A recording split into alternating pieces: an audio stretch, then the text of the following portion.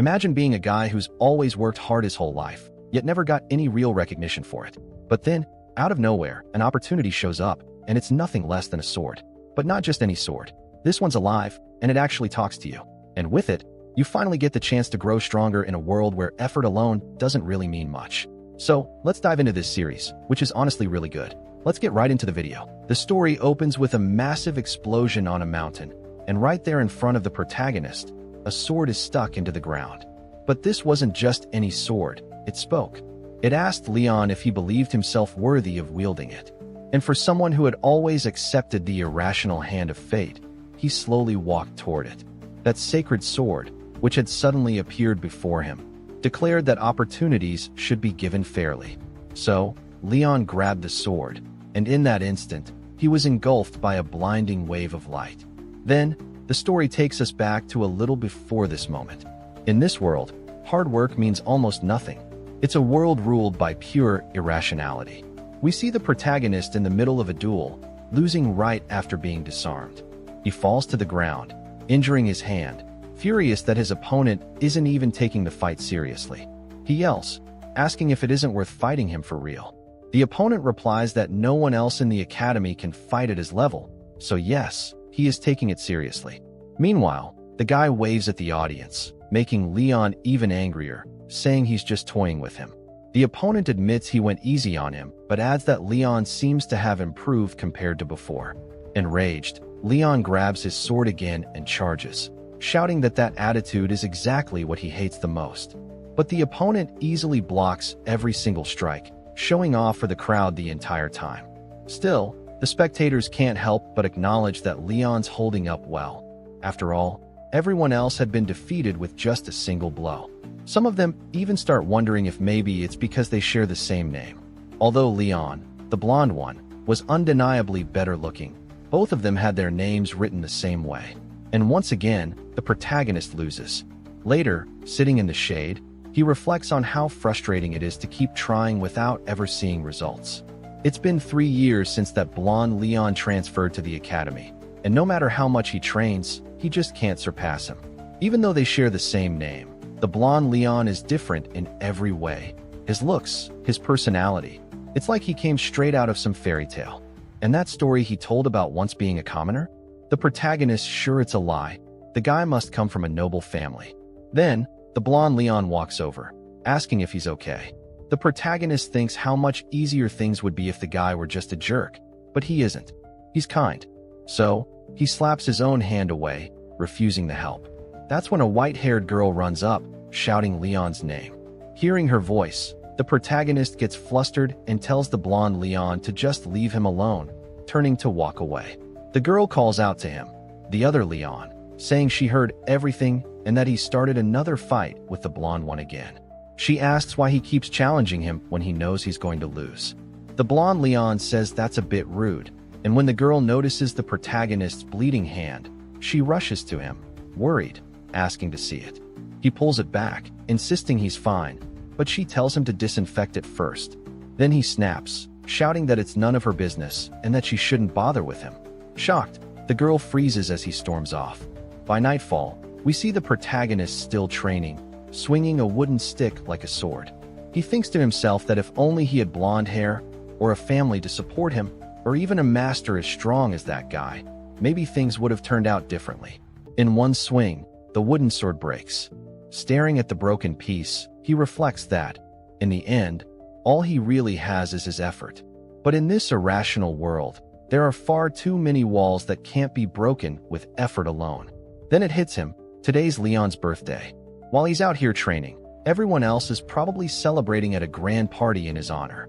The protagonist sighs, realizing he's already spent 3 whole years of his life here. Guys, I'm only saying the protagonist because both of them have the same name. So, for now, to make things easier to follow, I'm going to keep calling him that. The protagonist starts crying, saying he doesn't want to give up. But if everything in life is already decided from the start, then what's the point of trying so hard? He yells out to the goddess, asking what the meaning of his effort is and of his life itself. Feeling embarrassed, he mutters that not even a cooking pot would bother answering him. And right then, a bright light flashes across the sky. Someone asks the blonde Leon if he's seen the other Leon, but he says no. Chloe adds that no one from the dorms has seen him either. So, the blonde Leon assumes the protagonist probably went to the party. Chloe starts wondering where he could be, and Leon jokes that she's being unfair. After all, she's spending time with him right now. But Chloe ignores that and says she's going to look for the other Leon anyway. Then, an old man appears behind them, saying it seems that His Highness has been rejected. Leon gets annoyed, telling the old man, whose name is Gilbert, not to call him that, since no one's supposed to know who he really is. Gilbert replies that someone with royal blood is destined to shine no matter what, and wishes him a happy 17th birthday. And well, only one more year remained before the prophecy of the imperial family would come true. The prophecy said that on the day a member of the imperial family of the Great Chloro Empire, overseen by the current emperor, who fears its fulfillment, meets their end, the citizens will witness the advent of Roderick, the ancient Holy King. Leon says that the old man's expectations for him are pretty high, and that they'll only find out if the prophecy is true next year. But until then, Chloe, gifted with incredible magical talent, was already learning level 4 spells. And Leon, the blonde one, who admired the protagonist for his unmatched mental strength, wished to have both of them by his side. The prophecy also stated that on the day a man bearing the name Leon becomes an adult, a sword that destroys evil will descend from the heavens.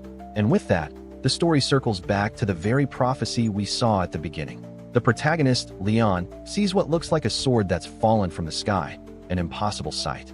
But what happens next is even stranger. The sword speaks, telling him to stand up. Leon, not realizing the voice came from the sword, looks around and asks who's there. Then, the sword speaks again, saying it's right in front of him. Leon wonders if this glowing sword, shining as bright as the sun, is really talking to him. He asks if it's a holy sword, and the sword confirms it, saying yes, and that it was Leon himself who summoned it here. Leon has no idea how he could have done that. The sword continues, saying that just as he thought, the world has always been unfair. Those who already have everything end up gaining even more, while those with nothing lose even the little they have. But opportunities, the sword declares, should be granted fairly. Those who don't put in any effort have no right to blame life's unfairness. Only those who set their souls ablaze in pursuit of their purpose are truly worthy. Then, the sword asks, could this Leon, the one who dared to question the goddess of fate herself, truly be worthy of this power? Without hesitation, Leon says yes. He strikes his chest proudly, declaring it with conviction. The sword responds, saying that if that's the case, he should take hold of it, and it will give him the chance to prove his words. Leon walks forward, full of determination, saying he knows exactly what it means to wield a holy sword, but that he can change everything with it. He thinks to himself that his reality is unfair, but still, all the training he's done, never missing a single day, proves how hard he's worked, and that is what's truly unfair. He says that up until now, he's been judged regardless of his efforts, and that he's worked tirelessly to shatter this unjust reality he can't accept. Standing before the sword, he declares that he refuses to let all his determination and effort amount to nothing. The sword then asks why he's still standing if that's how he feels. Leon answers that she asked if he's worthy, and he wants to prove it through his determination and hard work. He adds that opportunities should always be given fairly, but when the sword doesn't respond, he assumes it's rejected him. As he turns to leave, though, the sword suddenly tells him to wait, because he's proven his integrity as a hero. It commands him to draw it now. Leon asks if being called a hero means he's some kind of oracle. The sword replies that it has nothing to do with oracles, it's simply his will. Leon's mindset is so strong that he'd never bow down to any noble family. His determination to prove his convictions, rather than chasing gold or fame, is what makes him truly worthy of becoming a hero. Then, the sword tells him to pull it out once more, saying that this is the right he's earned, the fair opportunity he's been asking for. Hearing that, he grips the sword, and as his hands touch it, the blade introduces itself as Elcid. Instantly, a powerful energy surges through Leon's entire body. The sword explains that it's a clone of the Holy King, Holdrick Chaldea's Alovier, and the blade that guides the light of this era. As Leon holds her, even his eyes are consumed by the sword's immense power. Then, the sword addresses him as Master Leon, commanding him to destroy all evil alongside her. At that moment, the scene shifts to a mysterious figure watching from afar, who remarks that a holy sword and a commoner, together, are starting to make things interesting. He wonders why the prophecy was broken and explains that the name Leon also means lion. And just because the prophecy was passed down to the imperial family doesn't mean it's limited to nobles. The other Leons don't meet the standards, and that blonde Leon, though blessed with talent and destiny, lacks the willpower. That's why he made this decision. And judging by how the sword reacted, it seems she took a liking to this Leon as well. He tells the sword not to worry. This Leon will become an even greater hero than his ancestor, and it's time for those wretched ones to pay what they owe. Then we cut back to Leon, who wakes up in his room, thinking it was all just a dream. But when he glances to the side and sees the sword leaning against the wall, he freezes, realizing it wasn't a dream at all. The sword speaks again, telling him she'll repeat the opportunity she gave him, but warns him not to think he'll grow stronger overnight just through effort. The challenges ahead will be far harsher than the one he's already faced. Those who carry a great destiny must live an equally cruel, if not crueler, life. He may even have to sacrifice the woman he loves or the friends he trusts, because Leon himself chose to walk this thorny path. Leon asks if that's still considered an opportunity. The sword changes into her alternate form, clearly pleased with his answer. She tells Leon to get ready to head to the training room right away and show her how he wields a sword, since she needs to understand his current level before she can train him properly. Leon gets excited, realizing it's a test. Outside, it's still dark. The sun hasn't even risen yet. The sword asks why he's so restless this early. We see Leon trembling nervously, explaining that even though it's almost morning, they're still inside the school grounds. To make things worse, the sword's current form is way too eye-catching, and he has no idea what he'd say if someone bumped into him and saw it. The sword calmly tells him that he's done the absolute best he could in the environment he was given. So, what kind of master would blame their student for not knowing what was never taught to them? Those words ignite Leon's motivation.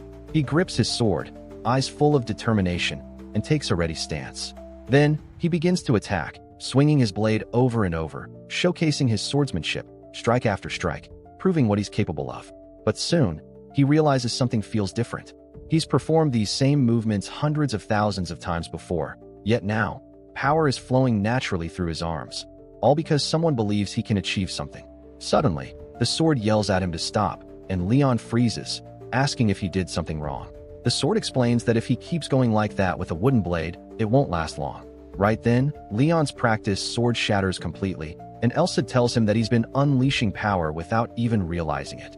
Repetitive basic training is useful for mastering control, she says, but even she didn't expect someone without aura to possess such strength.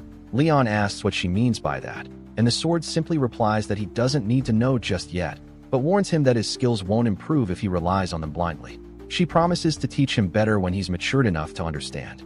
The sword concludes by saying that he's practiced the basics with such seriousness that there's nothing she can criticize.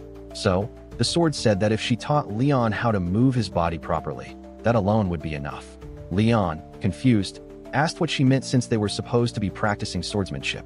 The sword replied that he couldn't possibly wield a sword without using his hands. Learning how to move the body correctly is the foundation of all martial arts.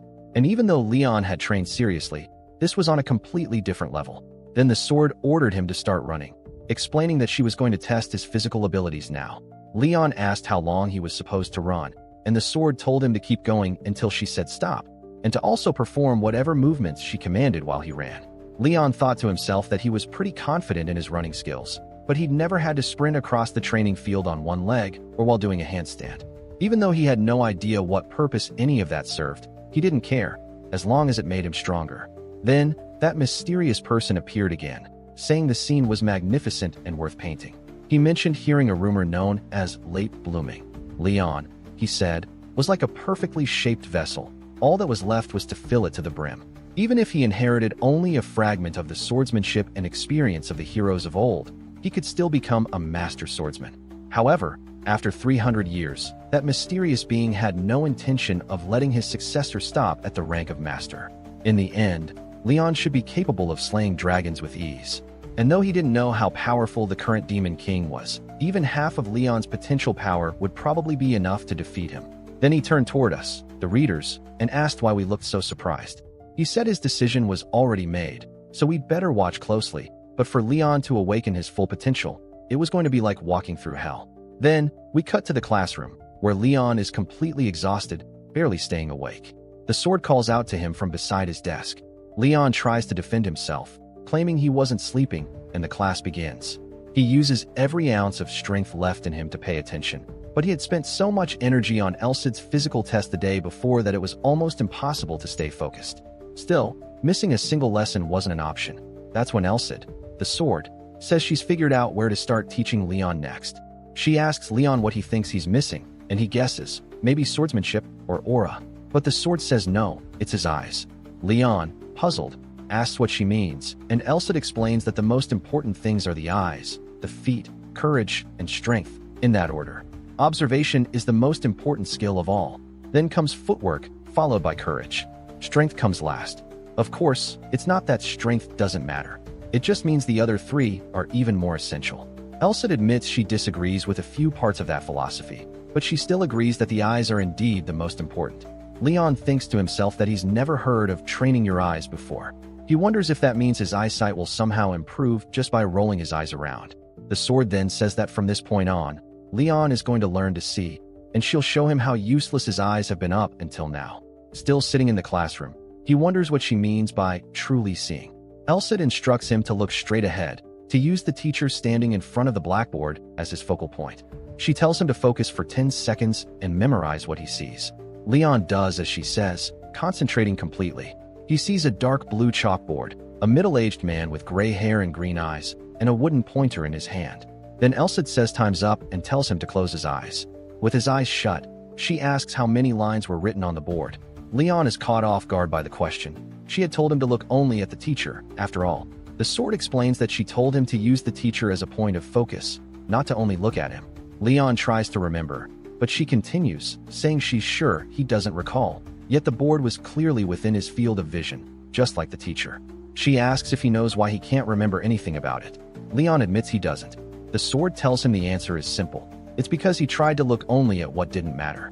People waste their eyes far more than they realize.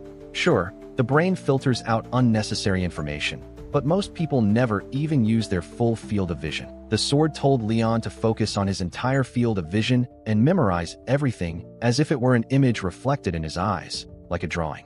Then she told him to relax his eyes and learn how to see in a broader way. After that, he should focus on maintaining that kind of vision all the time, not just for 10 seconds.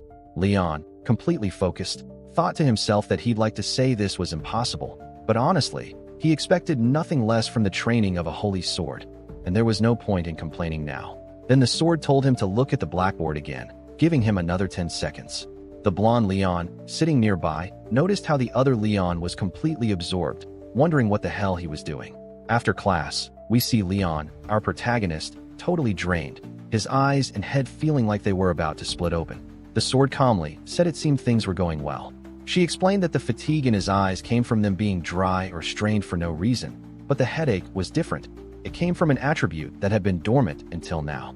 The pain appeared because something frozen was being released.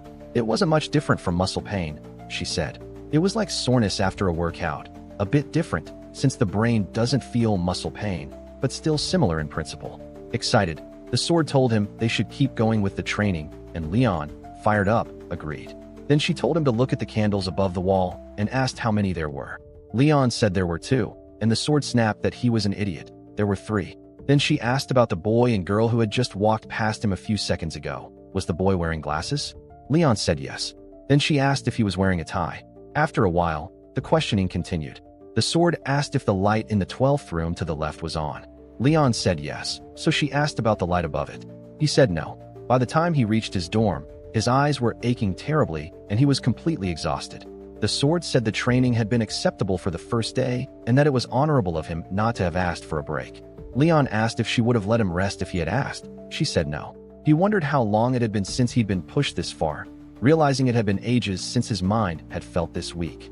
The sword said getting used to it meant becoming stagnant, and that there's a limit to how far someone can go if they just repeat the same training over and over.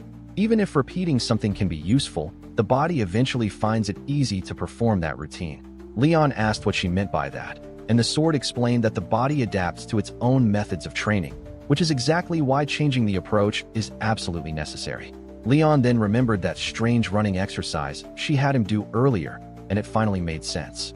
The sword began explaining that humans, depending on how they train and live, develop their bones, muscles, and nervous systems in different ways.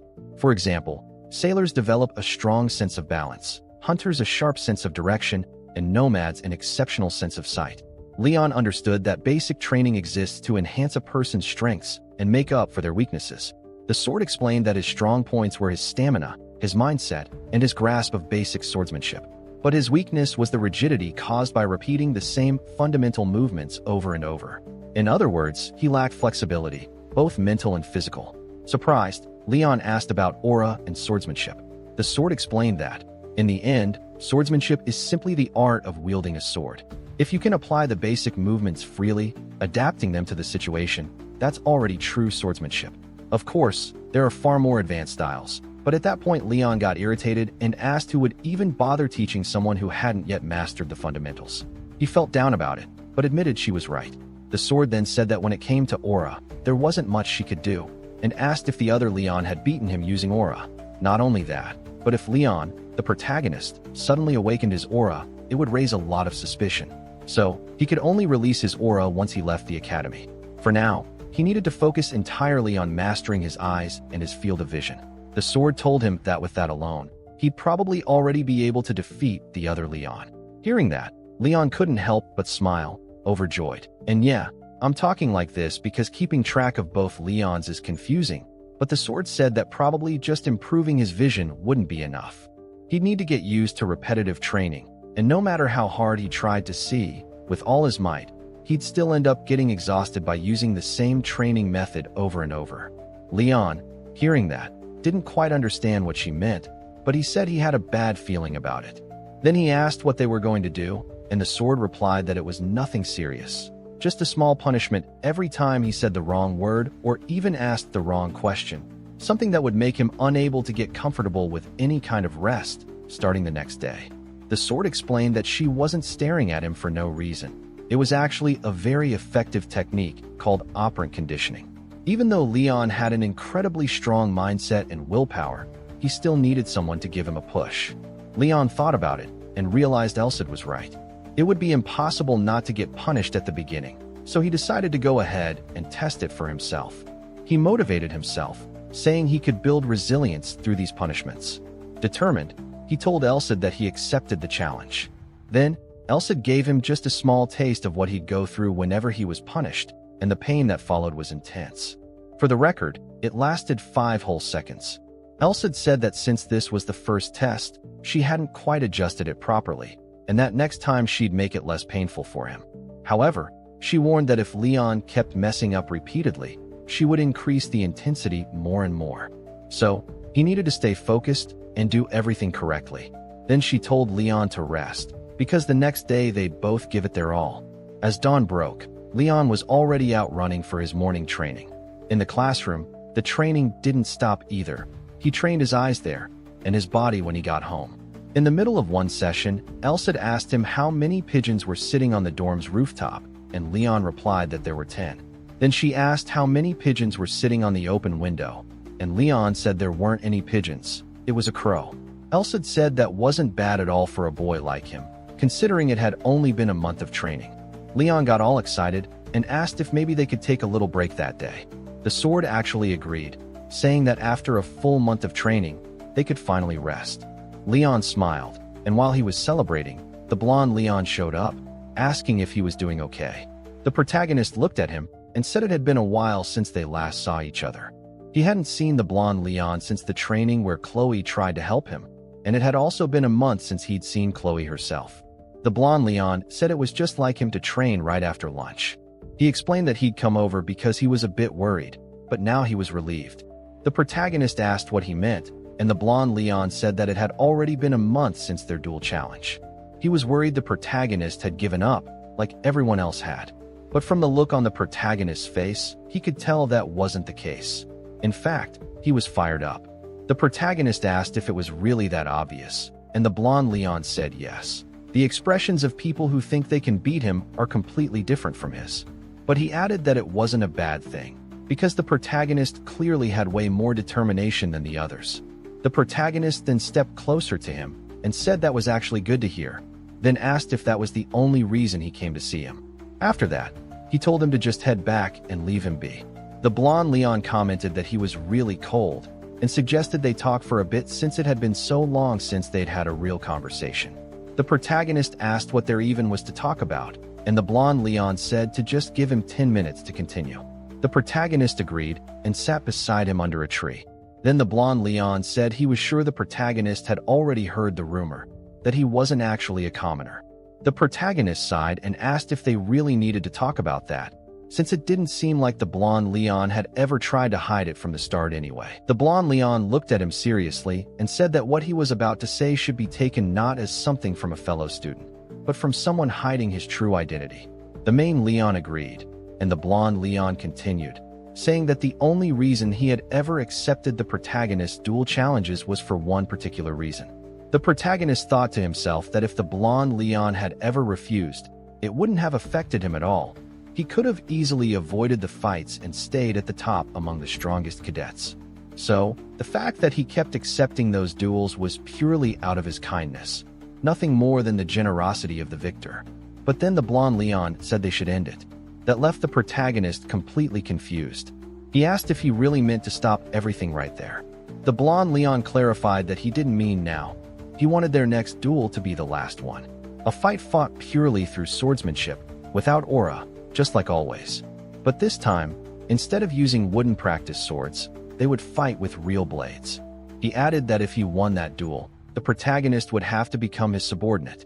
The protagonist realized that this was basically a challenge to decide who stood above the other, a declaration of hierarchy, and asked if that meant it was some kind of bet. The blonde Leon said that since it wasn't a magical contract, there was no guarantee the protagonist would keep his word. It was just a verbal promise that could be broken at any moment. But then he smiled and added that maybe that was true for anyone else, but not for the man standing before him. Because the protagonist was too stubborn, too proud, and far too honorable to ever go back on his word.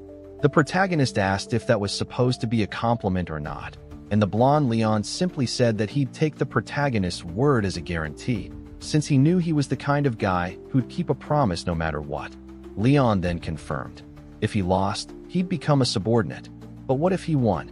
The blonde Leon answered immediately, saying he'd give him anything he wanted, as long as it didn't endanger his family's name or honor. Sword techniques, aura mastery methods, even elixirs, whatever he desired. The protagonist agreed and said he'd decide what he wanted on the day of the duel, asking if that was fine. The blonde Leon nodded and told him to let him know when he was ready, since he'd need 3 days to prepare the location. And then, our favorite narrator chimes in. Who will win? Leon, the one chosen by the hero's sacred sword, or Leon, the prince aiming for the imperial throne? This is where the real duel begins. When we return to the protagonist's face, he's visibly nervous. This duel felt completely different from the ones before. The sword asked if he was seriously nervous right now, saying that just moments ago he was talking big to that lazy prince, and now he was scared after coming this far. Leon said it wasn't like that. He just really wanted to know if he'd gotten any stronger. Even though last month's training had been brutal, he still didn't feel like he had improved. Elsid replied that he clearly hadn't noticed it, but he had gotten much stronger, so there was no reason to worry. Vision was a different kind of strength, and of course he couldn't feel it yet, since he hadn't learned how to use it properly. Besides, Elsid said she'd already prepared other training measures for him, so he shouldn't worry at all, and reminded him that he had a physical assessment later that day. Leon groaned, saying he'd completely forgotten about that test. Elsid told him to wait and see, because something beyond his imagination was about to happen, and she bet he wouldn't be able to repeat what he just said afterward. Then we cut to the training field, where the instructor told everyone to line up according to their numbers and start warming up if they weren't feeling unwell. Leon thought back to his last physical assessment. He had ranked 9th. Even though their physical abilities were tested without mana, the top spots were always taken by the nobles. After all, nobles had not only aura but also access to elixirs and professional physical training. So, 9th place was honestly the best he could ever reach under normal conditions. Elsid asked what rank the other Leon held, and he answered, 1st. Elsid said that was expected. It looked like the blonde Leon trained a lot, though probably not as much as the protagonist himself. And now, the first event, even though it was called a short-distance run, was actually 2 full laps around the training field, totaling 800 meters. Leon's time, 1 minute and 20 seconds. Elsa then asked how long it had taken the main Leon to finish his run, and Leon said it took him 1 minute and 40 seconds for a full lap, meaning a 20-second difference. But Elsa told him not to get nervous before even trying, because this time, he had him by his side. Leon nodded, saying he understood, and that now he'd put his full trust in his sacred sword. Everyone lined up to get ready for the race, and the instructor raised the flag, signaling them to start. As soon as the whistle blew, they all began running, but right away, the blonde Leon and the other students noticed something was off.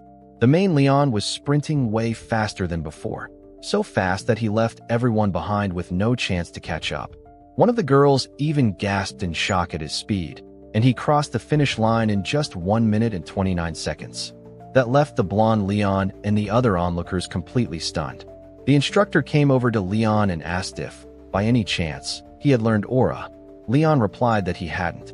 The instructor then said he hoped Leon wouldn't mind if he checked for himself.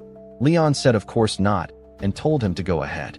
The instructor placed his hand on Leon's wrist, trying to sense if there was any repelling force that would appear when he infused a small amount of aura. Normally, if someone had aura, that essence would immediately react and disperse, but this time, it didn't. The instructor stepped back, saying that Leon truly hadn't learned aura, but he couldn't believe how much Leon had changed in just a few weeks. He asked what kind of training he'd been doing, and Leon simply said he'd only been focusing on the basics, and had also rested, in quotes, a bit more. The instructor commented that Leon's previous training volume had always been abnormally high, so maybe his body had drastically improved after finally resting from years of overexertion. The blonde Leon watched closely, starting to get suspicious that something unusual was going on.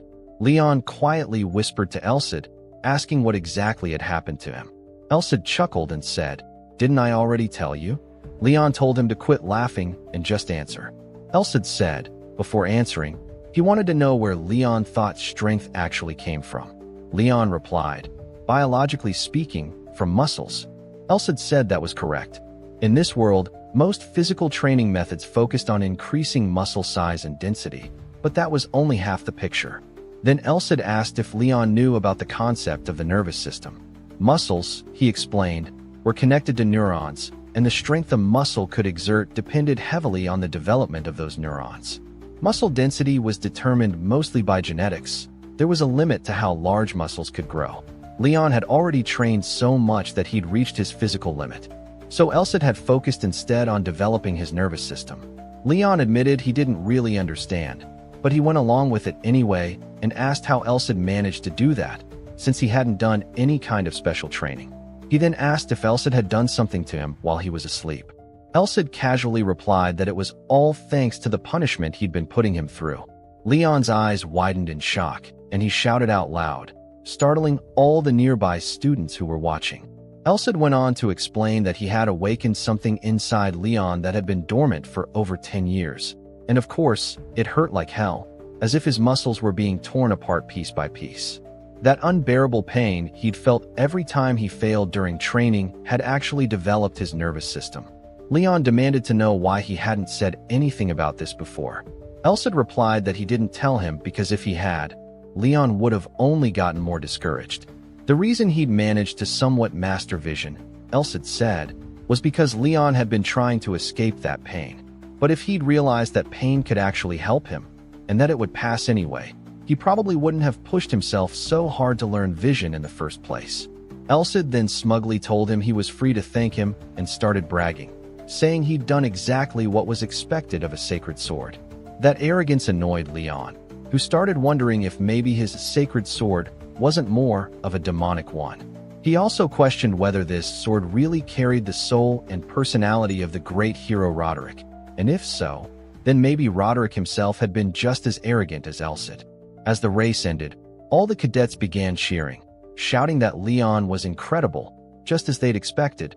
He'd broken his own record. In the final results, the main Leon placed second, while the blonde Leon took first place. Elsa told him not to worry, saying it would actually look suspicious if he jumped all the way to first place in just a month. Still, Leon couldn't help but feel happy that he'd climbed from 9th to 2nd place. For the first time in a long while, He actually started believing that he could win. As night fell, Leon asked what kind of training they'd start the next day, and the sword said he'd think about it. His vision training had already gone beyond simple memorization drills, and there wasn't much more he could do in terms of raw physical improvement.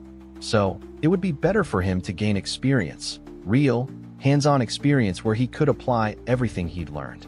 Leon replied that getting real battle experience wouldn't be easy, and Elcid said that's exactly why he suggested they should leave that place. Leon asked if he could at least learn swordsmanship before that, but Elcid reminded him that he'd already told him to forget about that fantasy. To learn his swordsmanship, Leon would first need to master aura. As he'd said before, basic fundamentals were enough up to a certain level. Martial arts without aura were nothing but cheap tricks. Even if it were a secret technique, it wouldn't be hard to deal with after the first time someone saw it.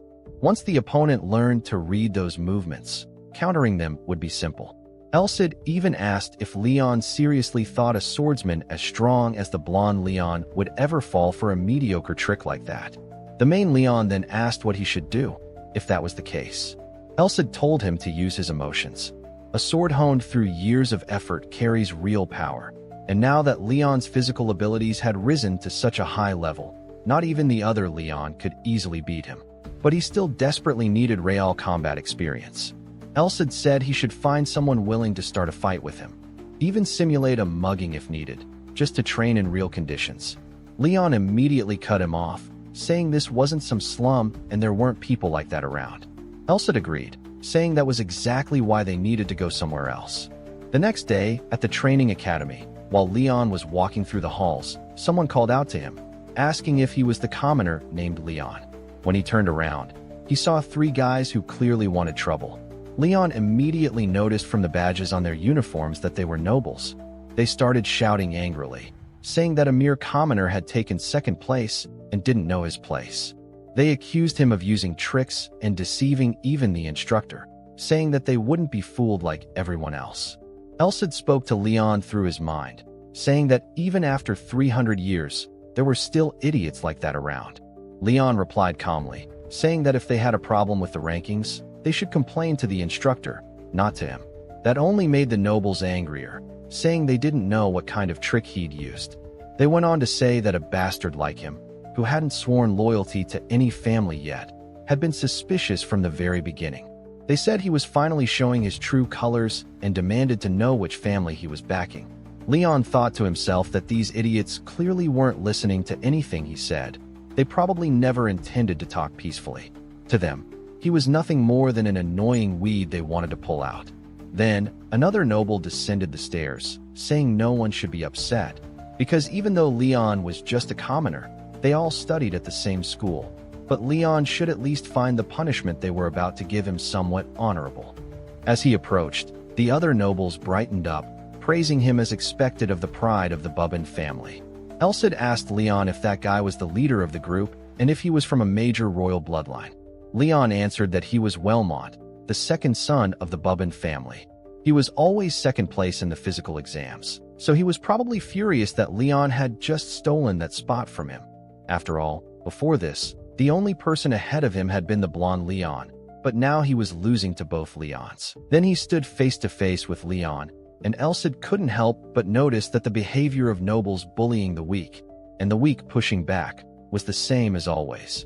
Elmont said he regretted that their first meeting had to be like this, and that Leon was probably feeling wronged, but they couldn't simply overlook what had happened. Therefore, Leon should at least accept his proposal. Leon replied that he wanted to hear the proposal before agreeing to anything, which made the other nobles call him arrogant. But Elmont simply raised his hand, signaling them to be quiet, and said they would fight under the supervision of an instructor. Leon thought to himself that it might sound like Elmont was being fair by suggesting an instructor, but in reality, it put him at a disadvantage. They hadn't said anything about not using aura, which meant Elmont could use it freely. And if Leon objected, they'd probably claim he was trying to deceive the instructor. If he refused the duel altogether, they'd just slander him in another way. Looking around at the crowd watching the commotion, Leon noticed the blonde Leon standing among them. He thought that if it were him, he could definitely get Leon out of that situation, but then again, that would be pathetic. Asking his rival for help would be the same as begging, an even greater humiliation than losing to those idiots. So Leon agreed to Elmont's proposal, but with one condition, that the instructor supervising the match would be Instructor Elmont. Seriously, this Manhwa story is amazing, but they really have zero creativity with names. It's kind of hilarious. Leon asked Elmont if he accepted, and Elmont, realizing that if Instructor Ewim Mulet oversaw the match, he wouldn't be able to pull any tricks, accepted the condition. He said he didn't care who supervised the duel. He only regretted not being able to beat Leon senseless until he was satisfied. Later that night, Leon realized he never expected to gain real combat experience in this way. From a results standpoint, it was actually great. He asked Elsid what he thought and whether he could win without using aura, since he had never fought anyone who used it before. Elsid told him he'd show him how to make things easier. Hearing that tone and seeing Elsid's suspicious expression, Leon immediately got nervous about what he meant. Then Elsid said that this method should be the easiest, and a panel suddenly appeared in front of Leon. The screen displayed all sorts of information: class title, level, and skills. Leon asked what it was, and Elsid explained that it was basically a guide showing what Leon could and couldn't do at the moment. Not only that, it also showed Elmont's stats, the noble who had challenged him. Elsid explained that he wrote those stats based on his own understanding of their strength, so it wasn't perfectly accurate. It was just for Leon to get the idea.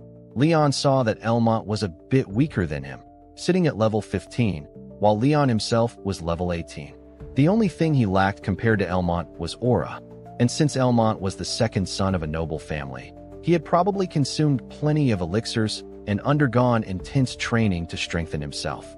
But even if someone drank a ton of elixirs, if their body couldn't absorb them, they were nothing more than nutritious drinks. Not to mention, his training couldn't possibly compare to what Leon had endured. So if he couldn't use aura, Elmont was basically a ranker within those power standards, and Leon could easily surpass that limit. Thanks to Elsid's guidance and his own relentless training, Leon could take on those idiots even without aura. In other words, when it came to physical ability alone, none of them could hold a candle to Leon. If not for aura, the fight would be simple. The real problem was the aura itself. Realizing he actually stood a chance, Leon said that from now on, he'd aim for the top, not the bottom, and there was no way he'd lose to someone like Elmont. But then he noticed his title said, "A hero who can't use aura." He asked Elsid why, and Elsid said if he didn't like it, then he should just get stronger. The next day, as Leon calmly walked through the school corridors, he suddenly came face to face with Instructor Elmont. Elmont said it looked like Leon had changed a lot in just 1 month. He explained that he came to stop Leon in case he started acting recklessly, but it didn't seem like that would be necessary. Leon replied that he wasn't sure what Elmont meant, and the instructor said he was just pretending not to understand, but still wished him the best of luck. Leon asked what exactly he meant by that, and the instructor told him to go teach those idiots a lesson. Hearing that made Leon grin, and he walked confidently toward the training arena, full of determination. As soon as he entered, one of the nobles shouted, asking how he dared make them wait. But Leon ignored him completely and simply told the instructor that he was ready to start. The first match was against Jeff Henry. The instructor reminded them that both were putting their names and honor on the line, and that he would personally serve as the witness. Before starting, he asked Jeff what he wanted from this duel. The noble answered that he wanted that commoner to admit his crimes. When the instructor turned to Leon and asked what he wanted, Leon said he just wanted this to be the last time they ever bothered him. The instructor handed them wooden swords and told them to take 1 step forward. Meanwhile, Chloe and the blonde-haired Leon were watching from the sidelines. The real issue was that with aura, even a wooden sword could cut through flesh, putting Leon at a major disadvantage. Elsid asked Leon if he wanted to check that guy's status, but Leon said he didn't need to, that he was fine. He thought to himself that no matter how strong that noble was, he was still just one of Elmont's underlings, so it wasn't worth borrowing Elsid's power to deal with someone like him. The noble charged forward, swinging his sword diagonally from the upper right to the lower left. Leon noticed that the move was so predictable, it almost felt like a trap. But as the noble closed the distance, Leon couldn't help wondering why the guy looked so slow. With a single clean strike, Leon stunned him instantly, leaving the instructor shocked, along with Elmont, Chloe, and even the blonde Leon. A head wound like that shouldn't have ended the match in one blow, but Leon realized he had unintentionally knocked him out with just a single attack. Yet while lying on the ground, the noble shouted that he hadn't lost. Dizzy and humiliated, he insisted he'd only made a mistake and demanded a rematch. The instructor said Jeff had lost and wouldn't tolerate any more nonsense, but Leon said it was fine, they could fight again. The noble smirked, saying that since Leon knew his place as a mere commoner, he'd fight for real this time, and he wouldn't hold back. Elsid told Leon not to finish the fight in one strike this time. As the duel restarted, Elsid noted that this was Leon's first time using his vision in a real battle. Since that idiot volunteered to be his training partner, he should have realized that Leon, by ending the previous fight in one hit, was actually holding back out of mercy. Once the battle resumed, the noble charged again, swinging repeatedly without rest. But Leon blocked every blow effortlessly, his enhanced vision allowing him to see everything. The movement of his opponent's arms, legs, even the dilation of his pupils, predicting each next move before it happened. Elsid then explained that since Leon could now identify the starting motion of an opponent's attacks, he could predict what would come next. At that moment, the noble lunged again, but Leon blocked easily, though one swing barely grazed his back and hair, leaving a small cut caused by the aura-infused blade. Leon realized the noble had begun using aura, but he wasn't concerned. He could still read every movement clearly. The noble yelled for him to dodge if he could, swinging faster and faster. Elsid observed that the noble's attacks were reckless and desperate. He was throwing one strike after another without any control over his stamina. Typical amateur behavior from someone who didn't even understand how to pace himself in battle. Even though aura could enhance physical abilities, it still had its limits. So Leon quickly spotted an opening and struck the noble's leg, leaving him furious for having been hit by such a clean attack. Jumping back, the noble sneered that Leon was a fool and said he should have finished him off right there. But now, he wouldn't be able to land another hit like that again. However, before he could even finish his sentence, Leon launched a relentless barrage of strikes, hitting him over and over until the noble could barely stand. When it was over, Elsid calmly asked what Leon thought about that.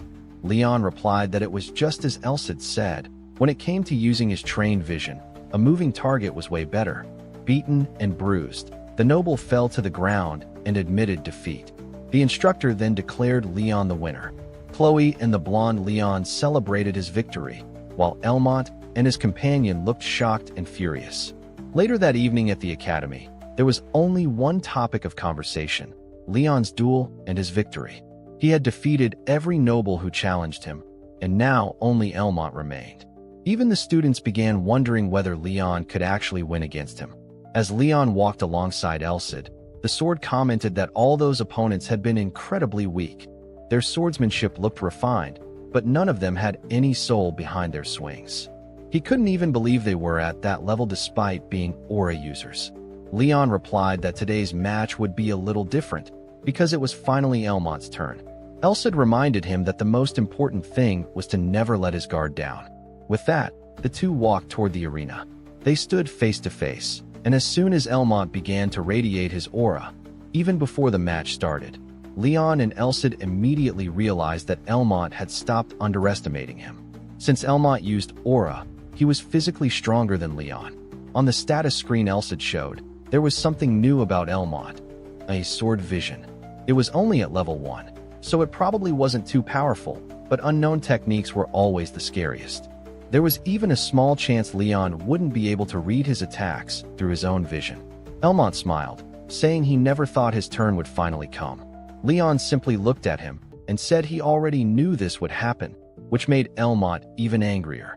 Leon reflected that Elmont would be the perfect opponent to prepare him for his future duel against the blonde Leon. Even though Leon's physical strength was incredible for someone without aura, he was still weaker when aura was factored in. And if Elmont was at a level where he could fully infuse his weapon with aura, even blocking a strike with a wooden sword could be dangerous.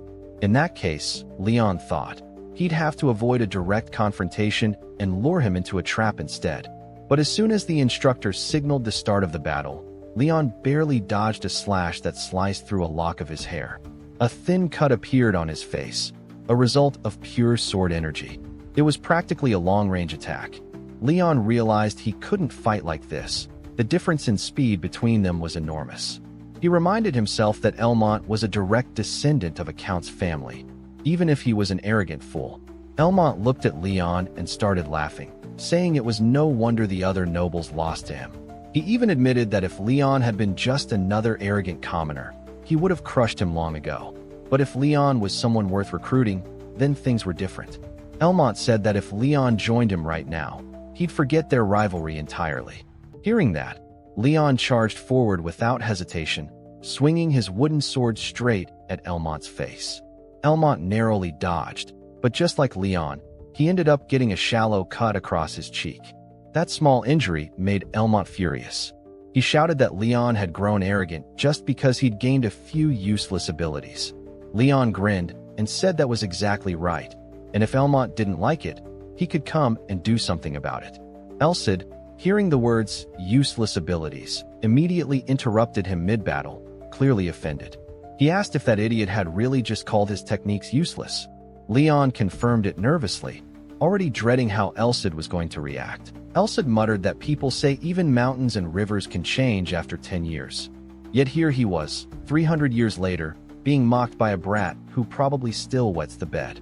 Seeing how angry Elcid was, Leon could feel an almost tangible sense of menace radiating from him. Then Elcid asked if Leon could see that kid with the perfect white teeth. When Leon replied yes, Elcid said coldly that, as his student, it was his duty. If by the end of the match that boy's teeth were still in his mouth, Leon would face serious punishment. Feeling Elcid's fury, Leon realized 1 or 2 teeth wouldn't be enough. He'd have to knock out as many as possible. Elmont, staring at Leon, noticed his sudden shift in energy and couldn't quite understand what that sensation was. Then Leon charged at him, and the two began exchanging strikes. But to everyone's surprise, Elmont was the one being pushed back, forced onto the defensive. The crowd watching was shocked that he was retreating. The blonde Leon, however, said that wasn't the full picture. Sure, Leon was on the offensive, but Elmont hadn't been thrown off balance completely. In the middle of the duel, Leon wondered if he might be pushing too hard, and thought that, if it weren't for Elmont's aura, the fight would have been over already.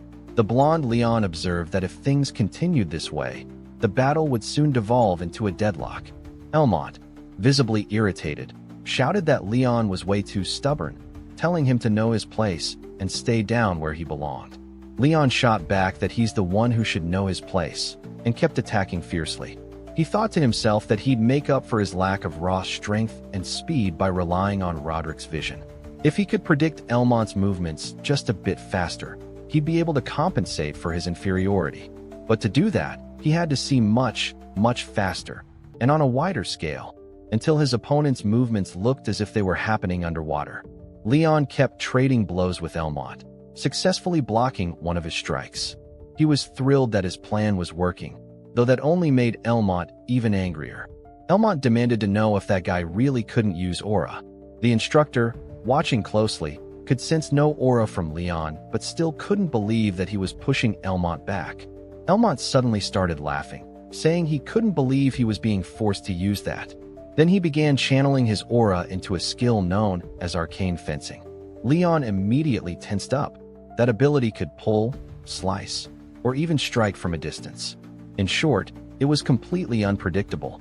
He couldn't afford to waste even a second. Elmont lunged toward him, and Leon, trusting his instincts, barely managed to dodge the attack. But Elmont quickly recovered and went for a feint, aiming a stab toward Leon's side. That technique relied on the assumption that the opponent would dodge, meaning the hit was guaranteed through their reaction. It was the secret technique of the Bubbin family, known as the Crescent Strike, and it was headed straight for Leon's chest. Even if he tried to dodge, his ribs would definitely be struck. He knew he wouldn't be able to fight with broken ribs, but his trained vision allowed him to see the blade's trajectory, even if he couldn't completely avoid it. Then, just as he thought about the possibility of losing, a surge of electricity wrapped around his body. He yelled at himself to move. His foot slammed into the ground, and he flipped backward, narrowly evading the attack. The display shocked even Elmont. Leon then counterattacked, landing a clean blow on Elmont's shoulder. He followed it up by striking Elmont's left arm directly. Chloe gasped, saying it looked like Elmont was now at a disadvantage. But the blonde Leon said to ignore the injury. The shock of having his family's arcane fencing technique fail was probably far more damaging. Elmont knew Leon was about to gain the upper hand, especially since Leon still had both hands ready for a frontal strike.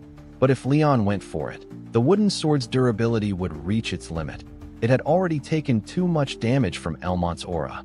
Seeing that, Elmont smirked and charged forward again, shouting that Leon had been dancing in the palm of his hand this entire time. Then Leon, using only one hand, slashed upward at Elmont's other arm, forcing him to drop his sword.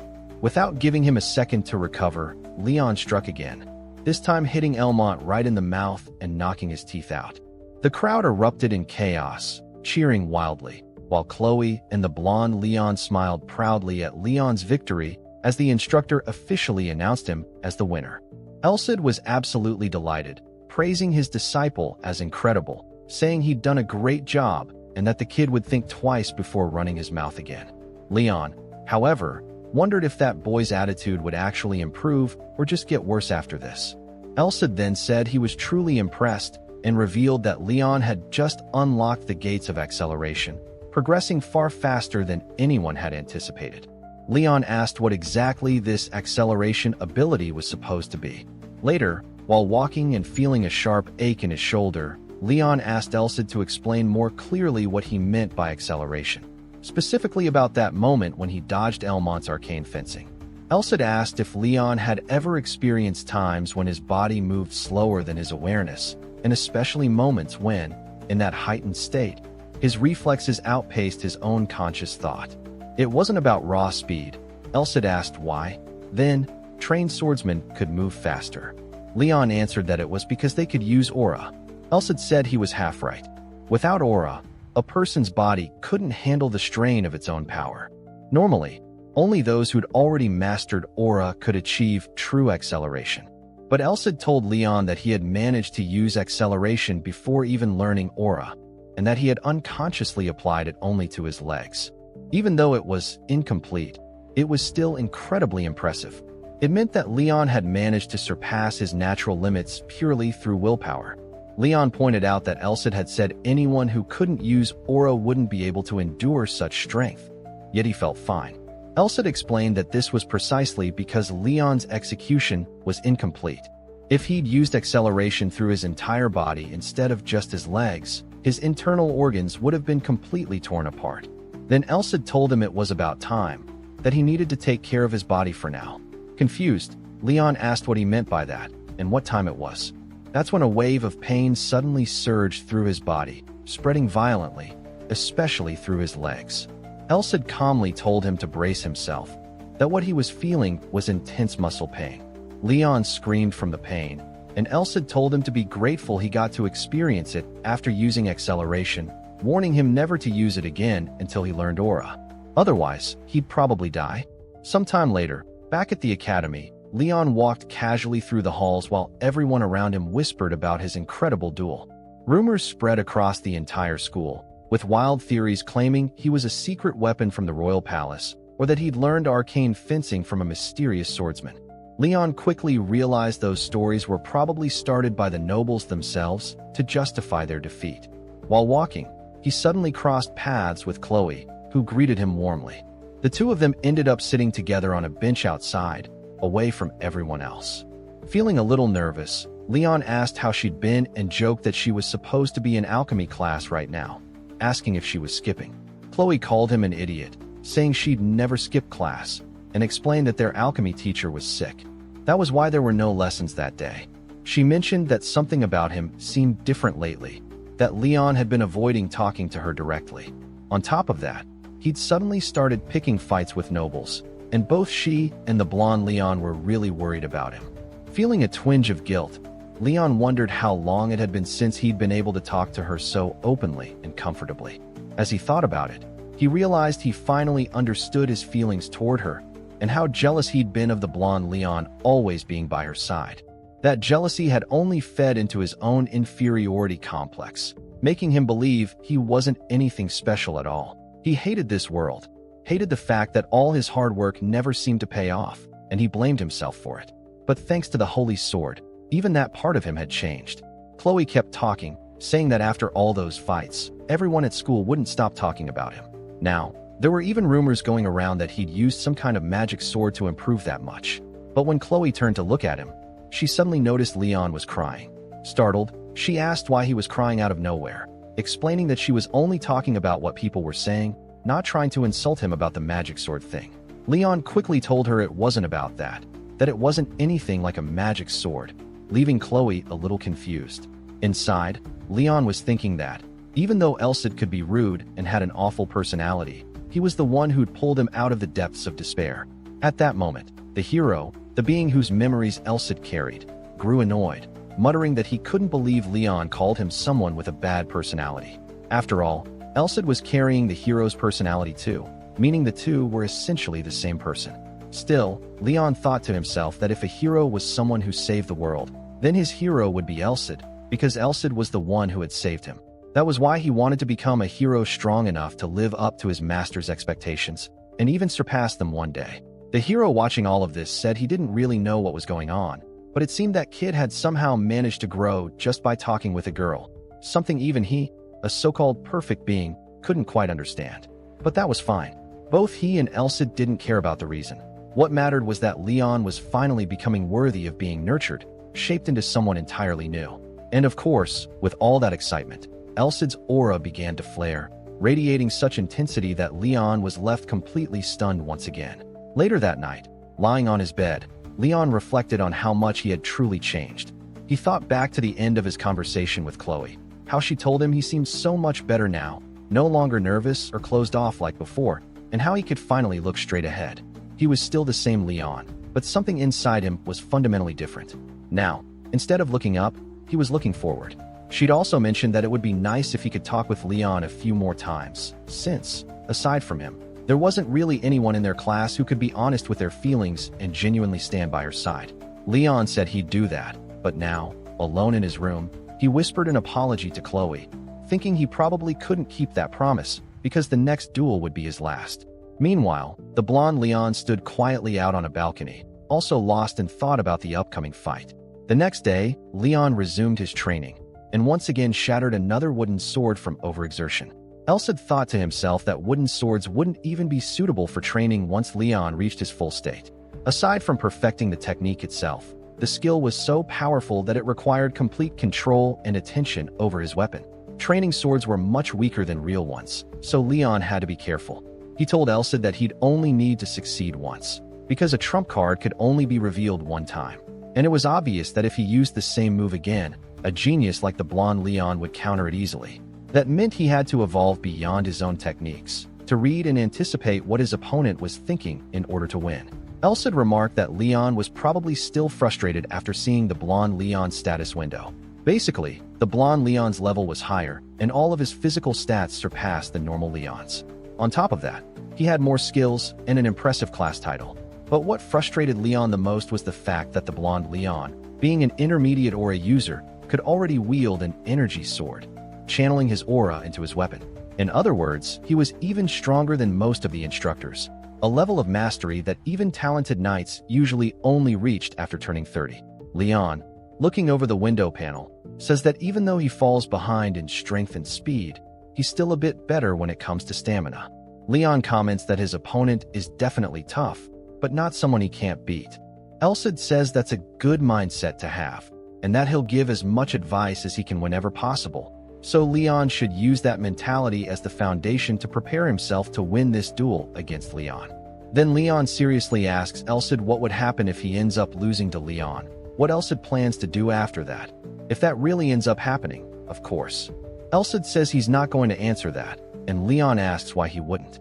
Elsid continues, saying that this is a test for him, and that he already mentioned before that the trials he would face would be harsher than any opportunities he'd receive. Leon says that this is a really difficult test for a first one, but Elsid says this fight could become the turning point in Leon's life. And if he manages to beat Leon, he'll explain everything, so it's better for him to convince himself why he said that after the explanation. So Leon keeps training there until sunset, And later that night, while it's raining, we see the blonde Leon inside his mansion.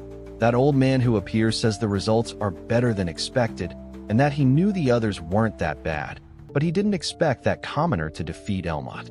The blonde Leon tells the old man, whose name is Gilbert, that it seems like he knows people who are above average, because he remembers Gilbert once saying Leon had far more potential than his evaluations showed. Gilbert says it's already been 3 years since he said that, and for the right person, that's not a long time.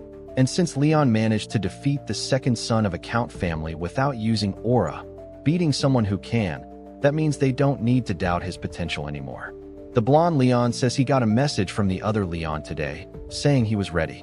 And with that, the blonde Leon says that before the battle begins, he wants to ask Mr. Gilbert for a favor. In his thoughts, he says he'll definitely defeat the other Leon and make him his best knight. And he also thinks about Chloe. The next day at the castle, Leon walks slowly through the halls, saying someone up in the sky must be preparing a fight for him, since it's pouring rain outside. Elcid says that's normal, since the hero of the sacred sword is putting the future on the line, so of course the sky would react too. Then Leon meets with the instructor, and he says the time has come. The instructor explains that the blonde Leon made a request, and that request was basically for the two of them to fight alone, with only one witness. Unlike Elmot, Leon doesn't want to humiliate the other Leon, because, unlike him, he has honor. Just one spectator and one witness, nothing more. Elcid says he gets the whole picture, and Leon, in his thoughts, wonders if he already knows who it is. Elcid says it's probably Chloe. Leon asks why in the world the blonde Leon would call Chloe to watch the match, and Elcid says it seems like he doesn't get what's going on. The blonde Leon believed the other Leon liked her, so he probably intended to use this fight to prove he was worthy of her too. Elcid says there are lots of cases where the king and his subordinate fight for a woman, and that if he wins that duel, it would show he's the most honorable one there. And if he wins, Leon will become his subordinate, and just thinking about the blonde Leon using Chloe for that already starts making him really angry. Leon remembers that, if he loses, he'll become the blonde Leon's subordinate, and he says that the reason is good enough for Chloe to become a spectator, because that way, he'd be drawing a very clear line of who would be leading and who would be following. And that makes Leon furious, and he imagines exactly that. But Leon is, in reality, a true high-class noble. Someone who tries to manipulate people's relationships and emotions. It's a political tactic that never treats others as equals. And just thinking that this is the path of a noble makes Leon extremely irritated. He says he's disgusted by it, and his sword senses that Leon is angry. Leon thinks to himself that the guy should have never tried something like that against him, and he walks toward him, saying he's going to teach that fool a lesson. So, with the two of them standing face to face, the blonde Leon says he's late, and Leon replies that, actually, he's the one who's being hasty. And man, to make this easier from here on out, I'm going to say Leon for the protagonist and Leon for the blonde guy, because this is getting way too confusing, alright? Leon then asks Leon where the observer is, since he knew he had brought someone there. Leon answers that the person is somewhere Leon won't be able to see them. After all, it wouldn't be fair if one of them made a mistake because they were distracted. Because Leon didn't want Leon to have an excuse when he defeated him. That makes Leon a bit relieved, seeing that Leon didn't intend to use Chloe as bait. Leon says then it's time to begin, but Leon answers that before that, he needs to take something. He takes out a pill and swallows it, and Leon asks what he just took. Leon replies that it's a pill that suppresses aura. And even though he said he wouldn't use aura, sometimes it can slip out unintentionally. And since the agreement was to fight without aura, he took it just to be safe.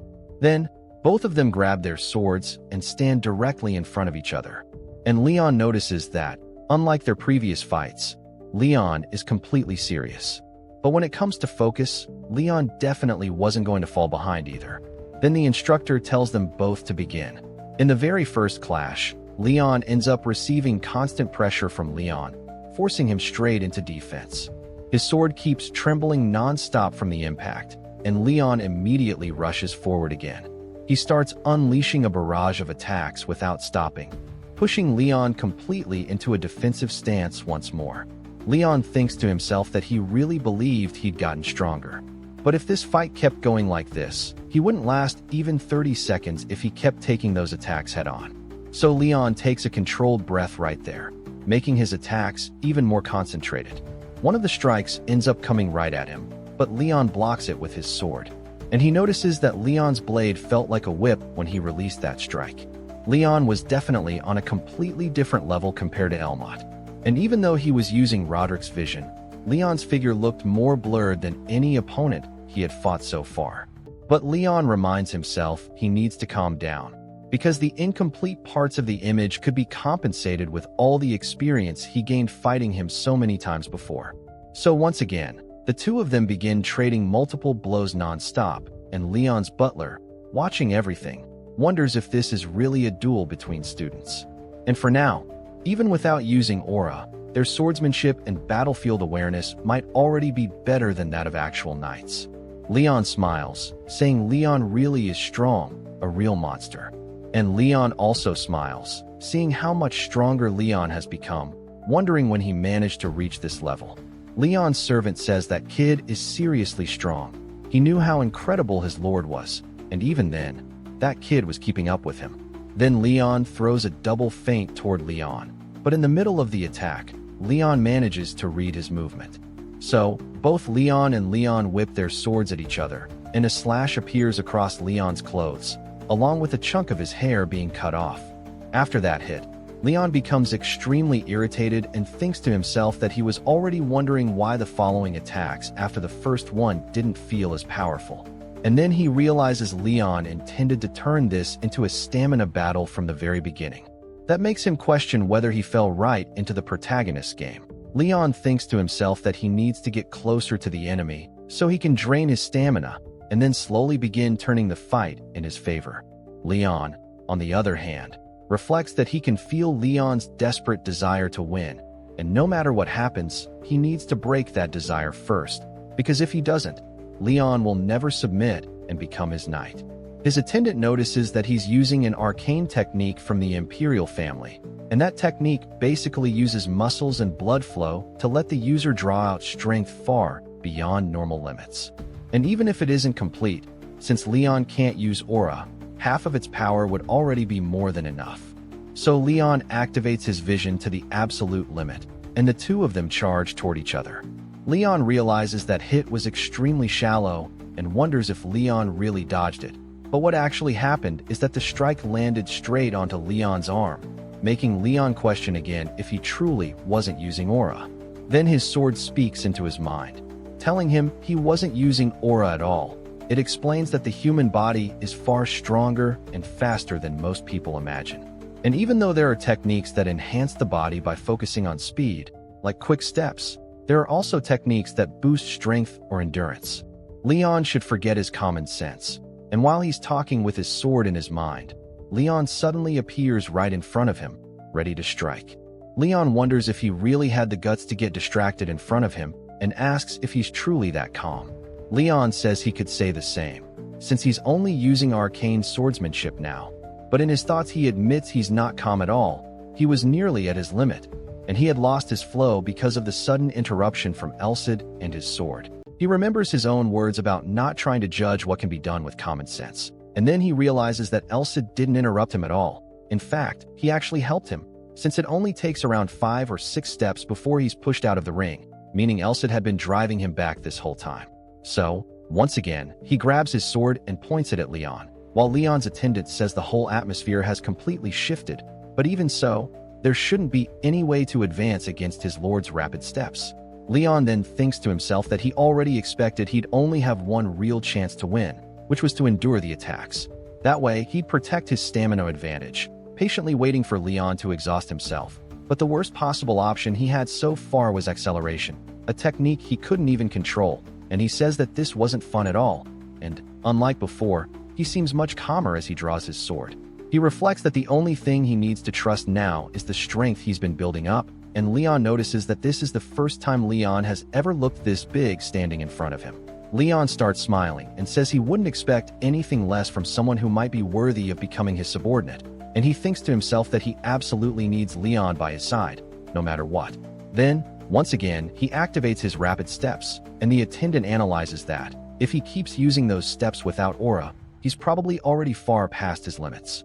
Even Leon whistles, almost impressed, and then Leon says that if he's truly a hero, then this amount of effort shouldn't mean anything, while Leon starts thinking that Leon really doesn't understand the decisive difference between them. He was born with natural talent, while Leon had to swing his sword every single day, and once again, the two charge at each other, clashing head-on. Out of nowhere, a broken blade comes flying through the air, and when the next panel shows up, Leon is standing on one side, while Leon is on the opposite side with his sword snapped clean in half. Leon asks how he even did that, and then Elsa appears, saying that his hard work was finally rewarded. What decided the duel was basically the hint Leon learned from Helmet's Rising Strike, an unconventional sword technique that disrupts the timing of the upper body. But the biggest factor in determining the outcome is that the number of swords they've broken in training is vastly different, and because Leon is so talented, his physical body can't surpass its own limits, meaning he won't be able to match him in that regard, since Leon knows the breaking point of a sword because he's pushed one to its absolute limit countless times. So Leon points his blade at Leon and tells him he won, wearing the satisfied smile of a true victor. Then Leon's attendant confirms it and declares that the victory really belongs to Leon, while Elcid thinks to himself that if Leon had actually lost, he would have become Leon's subordinate too, and that would have been unbelievably irritating for him. So Elcid asks what he requested as his reward since he also earned one. Leon says that, thinking about it, there isn't really anything he needs, and Leon responds by saying he lost. And since this fight was something he willingly agreed to, he'll have to accept the consequences, emphasizing that a promise is a promise, then asks Leon what he wants. Leon says he'll tell him later, which annoys Leon, but Leon explains that he doesn't have anything in mind right now, so once he thinks of something, he'll tell Leon. Leon is completely stunned, realizing Leon isn't even a little bit greedy, and he says that's fine then. After the battle, Leon notices he managed to finish without using acceleration, but it still feels like he pushed himself way too hard, especially since his opponent was Leon. Then Chloe arrives, using her healing light, saying that this magic will grant rest to the wounded. She starts healing Leon, and Leon says he already feels lighter, just as expected from a rank 4 healing spell. Then he thanks Chloe both for the healing and for acting as today's observer. But Chloe suddenly starts crying, saying she can't understand Leon or Leon at all. There wouldn't be any problem at all if Leon lost, since she would still think of him the same way, but she's also genuinely happy that he managed to get stronger. So Chloe asks if he was planning on leaving the academy, right? Leon then asks how she already knew that, and Chloe says she knows Leon like the back of her hand, and she knew he was an ignorant fool. Leon starts laughing, saying he was worried Chloe might try to stop him, but Chloe answers that she can't believe he has the nerve to say that when he never planned on listening to her in the first place. She says Leon has always been like that, always pushing past the limits people thought were impossible to break, and, in the end, he somehow did it anyway. And even though it took him a bit longer this time, he still managed to pull it off. Leon replies that he actually thinks he did it pretty quickly, considering the difficulty, but Chloe says he took forever, and then the two burst into laughter. Leon starts walking away, saying he's fine now, and asks Chloe to go beat up Leon for him. Chloe says she should be healing him instead, because even if he doesn't show it, he's probably depressed and shocked right now. Leon then says that getting smacked by a girlfriend he listens to would make this defeat fuel for his future growth, and that he'll leave Leon in her hands. Chloe, hearing that, asks Leon what he plans to do after dropping out of the academy, and Leon, still walking away, says it's a secret for now. With nothing she can do, Chloe just falls silent and starts praying for him. Elcid says he never expected to see a mage who doesn't believe in gods praying for someone. Leon says she really is a good person, and then Elcid asks if he's finished everything. Leon answers yes, saying he's excited to become someone special. He desperately gave his all in everything he did, wanting to become someone who wouldn't lose to either one of them. But he wasn't able to overcome barriers like social status or innate talent in the end. He lost his way in front of those two exceptional people because he felt he wasn't good enough. But when he met Elcid and began evolving, he freed himself from that inferiority complex carved deep in his heart. And that allowed him to step out of the shadows and see those two as friends instead of enemies. Leon then says that now it's time for him to become a hero. And since that's his destiny, who could possibly be more special than him? Elcid says Leon is incredibly materialistic, and Leon asks if he's disappointed. Elcid says he isn't, because there's nothing wrong with wanting wealth and honor. He explains that ambition is a core part of human life, and having dreams is what pushes a person forward. And unless you go down the wrong path, ambition is exactly what makes humans human.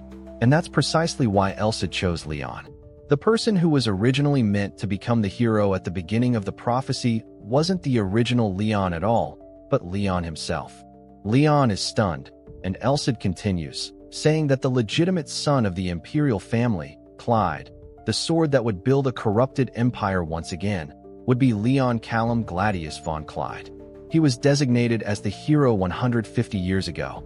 Leon says he'd be the perfect guy for that, although in his thoughts, he's confused because, based on what Elcid said, Leon wasn't supposed to be the protagonist. But he also asks Elcid if he didn't say this fight was supposed to be a test for him. Elcid says that's exactly right, and that Leon did well, because there was never any rule that the hero has to be someone chosen by prophecy or oracles. Becoming the predecessor of someone's future with your own strength and willpower is also something a hero does, and the other Leon is wrong about that part.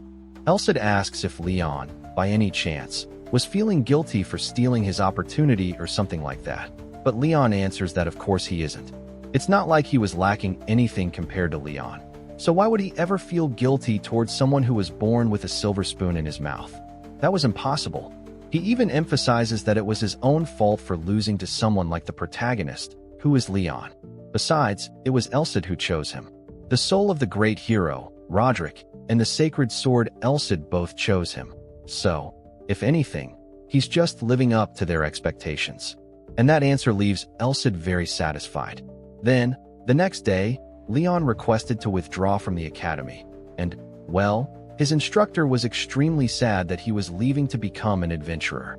He said he'd write him a letter of recommendation instead of giving him a graduation certificate. And also, the fight against Helmut's clique pushed the other commoners to work harder and start training seriously to surpass all those stuck-up nobles. And now, because of that, he probably wouldn't need to come back to the academy ever again, and he tells Elcid that it's time for him to become an adventurer. The first destination would be the free city, Blind, where adventurers gather. And this is where Leon's story truly begins. Then we simply see a hawk flying across the sky, soaring over countless trees inside a forest, and someone rushes out from within it. And when we see who it is, it's Leon sprinting desperately, dropping to his knees and crying, saying he was finally free from that maddening forest. He says he can already see Blind from here, and that he'll finally be able to sleep in a real bed after leaving the academy 15 days ago. Elcid tells Leon he should be grateful that the forest became a testing ground for him to train in, and Leon says he's extremely grateful, so grateful, in fact, that he burst into tears the moment he escaped it. Then it's explained that, 15 days ago, Elcid and Leon decided to enter that forest on the way to Blind. He camped there for the first time, and goblins attacked him constantly. Under those harsh conditions, Elcid allowed him to use the sacred sword instead of a wooden one. He had prepared that sword before leaving the academy, and, drawing it from his grasp, he cut through the goblins with relative ease. And thanks to those 15 days he spent in the forest, he grew accustomed to wielding the sacred sword and training with it. But even then, Elcid pointed out that he had taken an extra week longer than expected, and Leon, thanking him for the training, mentioned that those goblins had been giving him trouble from the very beginning, while Elcid added that Leon had managed to cut down 7 of them in less than 10 seconds. And even though he had been able to pull that off, it was only because of the footwork training Elcid had drilled into him. Leon realized that, yeah, he had become way stronger than when he first entered the forest, so, if it was for the sake of his dream, he thought to himself that he wanted to wipe out every monster from tomorrow onward. And Elcid said that he seemed pretty excited, but still, Elcid told him to save that energy for when the time was right. He reminded Leon that he was still a jar in the making, and that he needed to keep getting stronger by defeating monsters, slowly filling that jar. And he also warned him that no matter how much he tried to fill a jar that wasn't finished yet, it would end up leaking and all his effort would go to waste. And Leon said he would remember that. And with that, we move a little further ahead in the story. Leon finally arrived in a city filled with residents, and he said he was really happy that he managed to get through the security gate. pointing out how much the public trusted an academy student ID, and Elsid added that, by the way, this city was actually a bandit village, which left Leon completely shocked, and Elsid explained that cities like this had existed since 300 years ago. It wasn't small, but it wasn't exactly big either, and compared to its size, it was pretty disorderly, and the security there wasn't great, so Leon needed to be careful. And then Elsid asked where he planned to go, wondering if he wanted to find an inn. Leon said that first. He wanted to look for a guild, since it would be better to register as soon as possible while they still weren't in a hurry, and Elsid asked if Leon didn't plan on becoming an adventurer, and Leon explained that being a mercenary would also work, but compared to an adventurer, it didn't seem like he'd get much freedom to move around, and he had no intention of getting tangled up in the power struggles of nobles. What mattered most was using the privileges of a hero, since he believed adventurers could take requests to eliminate monsters, which felt perfect for him. And Elsid said that his hero seal would take some time before it got cleared, and Leon also revealed to us that, besides training in the forest, he had learned a lot about Elsid. He found out why Elsid had descended a year earlier than the Oracle had declared, and he also mentioned that most of Elsid's authorities, like a sacred sword, were sealed, and normally, the owner of a sacred sword would have a body that recovered so quickly it was nearly immortal, while also gaining immense strengthening, with enough power to withstand the fatal damage of existing demons, and as a bonus, they could become even stronger by multiplying their aura and holy energy, and Leon thought that for someone like him, who lacked aura, being able to use a sacred sword through his magical power would be ideal for getting stronger. So Leon ended up registering for his adventurer seal, and a girl confirmed his academy enrollment along with the instructor's letter of recommendation he had brought, and if Leon registered as an adventurer, he would start at rank D, which was ideal for taking real jobs instead of random tasks, and based on the instructor's letter, that kid would be able to rise to rank C pretty quickly if he showed good results. The girl explained that he would need to be at rank B to prove he could actually use his aura weapon, and it would probably take some time before he reached the core of the guild's forces at higher ranks like A or S, and Leon couldn't believe that an aura weapon should depend on a rank requirement like that. And well, aside from the levels where someone could simply circulate aura, an aura weapon was the stage where a person could control their aura outside their body. For example, a sword that could split rocks and slice through steel would be the true beginning of becoming superhuman. And thinking that reaching that level was only allowed at rank B, just how strong would someone at rank A or S even be? Elsid then spoke inside Leon's mind, saying that this was a far more interesting organization than he expected, and it seemed like there were many humanoid races around. So Leon looked around and saw a whole group of different people, one of them from a canine race, another from a feline one, and others like elves, for example. So, werewolves, elves, and even high elves, and Elsid couldn't believe they were working alongside races that had been fighting each other 300 years ago, and whoever created that organization must have been extremely capable. The girl then asked if something was wrong, and Leon, feeling awkward, said no. So she told him that, in that case, his registration was finished, and if he wanted to be officially recognized as an adventurer, he would need to complete one mission without any kind of reward, meaning he'd have to do a job completely for free. So to earn recognition from the guild, he had to pay that price, and in the middle of the city, down in the sewer area, we saw Leon fighting humanoid rats using his sacred sword, and he even mentioned that it was his first time fighting rats with a sword, and Elsid said that Leon's swordsmanship in direct combat was still inferior since he didn't have much diversity in his attacks, and to get past those guys, he just needed to keep cutting them down.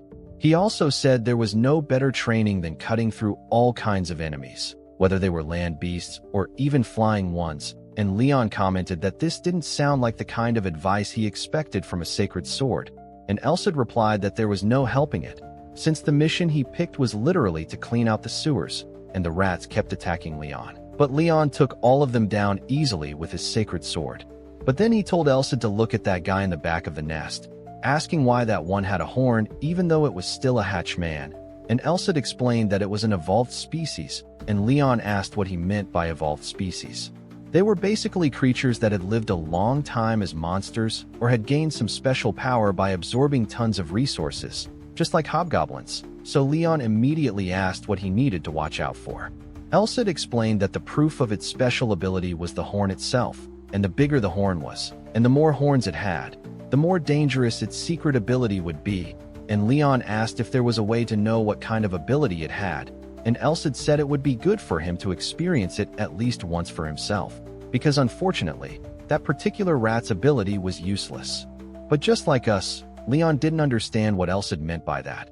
So Elsid clarified that the ability was a curse, and when that rat saw that Leon was holding a sacred weapon, a sword no less, it decided to attack the sword directly with the plague curse. But the attack just snapped against the blade, and Leon immediately started bragging, saying it didn't work, pointing out that today the little rat had the bad luck of meeting the wrong opponent, and he told that rat to hand over its horn as he charged straight at it. So later that night, Leon went back to that girl and handed her a sack full of tails from those creatures, and even she was shocked when she saw that it weighed 23 kilos. And just so you have an idea, with some simple math, that meant he had hunted a total of 230 of those things. He also handed over 4 horns, saying they were hatchman horns, and since he ended up hunting around 200 of those creatures, 3 or 4 horned hatchmen showed up, and he asked if he could sell those too, and the girl, clearly surprised, said that of course he could.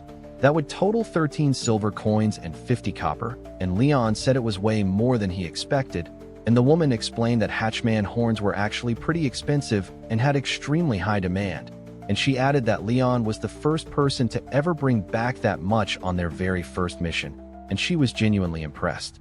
Leon, completely embarrassed, thanked her for the compliment, and she explained that she would have already been surprised if he had hunted even one hatchman. But imagining that he managed to take down 4 of those high-level creatures made her think he must be really good at using aura, especially for someone so young, and she told him he was amazing, making him even more flustered. Then she congratulated him and said that, from that moment on, he would be officially registered as a rank D adventurer of the guild, and she explained that the seal on the copper emblem symbolized the free city of Blaine, and Leon asked if he could use it anywhere, and she said yes.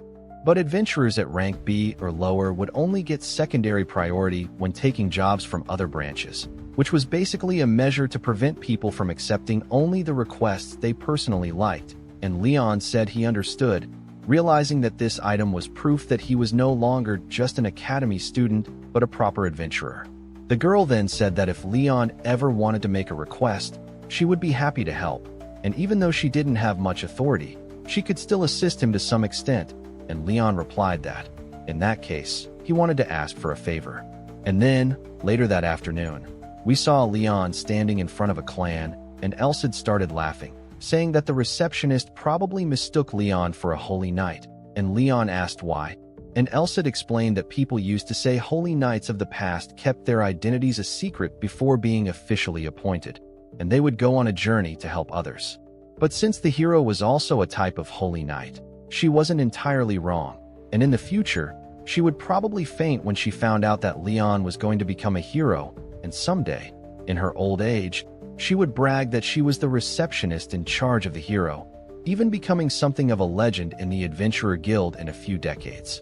Her fame would be so great that she might even write and sell autobiographies, and Leon said that if he was going to help people while also training and growing stronger, that would be very good for him. And since he was planning to live in blind for a while, helping people with low-paying missions and doing good overall was infinitely better than living under suspicion. And he was thinking about leaving only after reaching rank B, and Elsid was stunned by that, and Leon asked how long it would take to reach that level, and Elsid said 100 days would be enough, which obviously shocked Leon, and Elsid explained that he originally wanted to take it easy and teach Leon for 6 months, but that wouldn't work. And even though this was part of his training, he couldn't believe his successor would waste time cleaning sewers just to rank up, which was unacceptable, leaving Leon confused about Elsid's logic. Elsid then declared that, from this point on, Leon would become as strong as possible in that time frame and defeat at least one dragon during that period.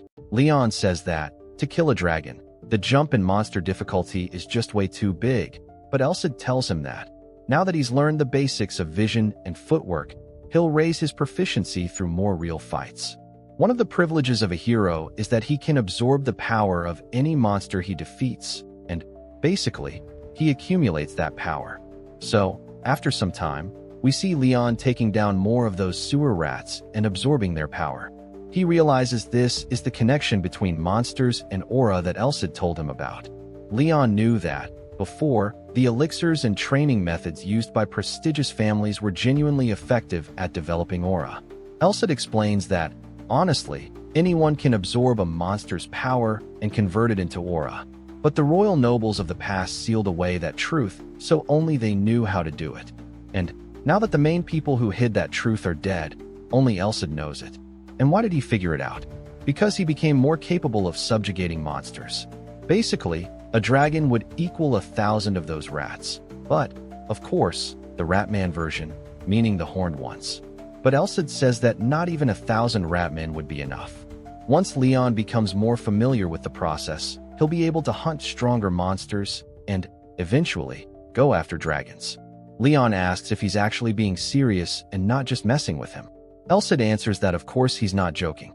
The Holy Sword isn't a cleaning tool, so it doesn't make sense to use it to scrub the city sewers. And, well, basically, Leon had asked Elsa to purify him every time he got out of the sewers, meaning this whole thing left him a little bothered, right? But he also asks Elsa why he's so fixated on hunting dragons specifically. Elsa explains that the reason is because they'll need to head to the Titan Mountain Range in the future. Leon says that's a dragon territory he would never dare to enter, since it's land ruled by the laws of the giant kings. He even asks why. In the past, Elsa went to the demon realm, a place countless kingdoms failed to conquer. Did he also want Leon to go there? Elsa simply answers that he'd definitely be able to help him through the entire process.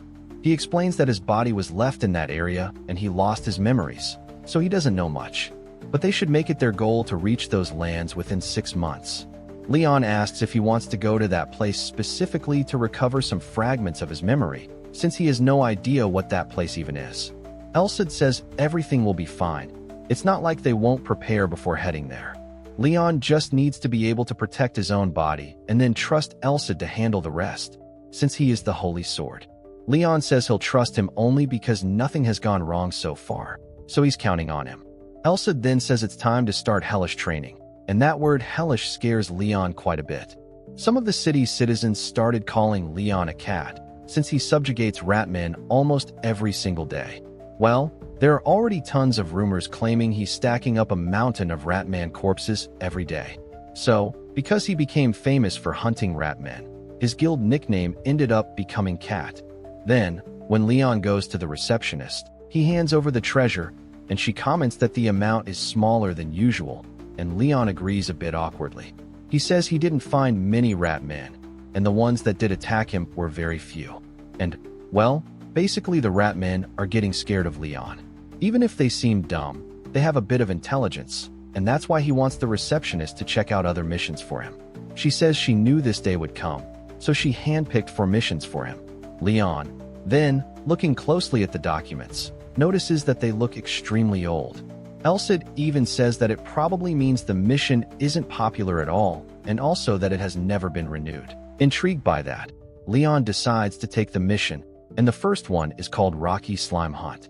Their habitat is found underground near the outer wall, because they basically eat rocks. And if they live there for too long, then the walls themselves wouldn't last very long. The mission comes from Blaine's defense captain. So Leon goes up to one of the guards and hands it over, and the guard tells him he never requested anything like that. That leaves Leon confused, and he says that can't be right, since it's an official guild mission document.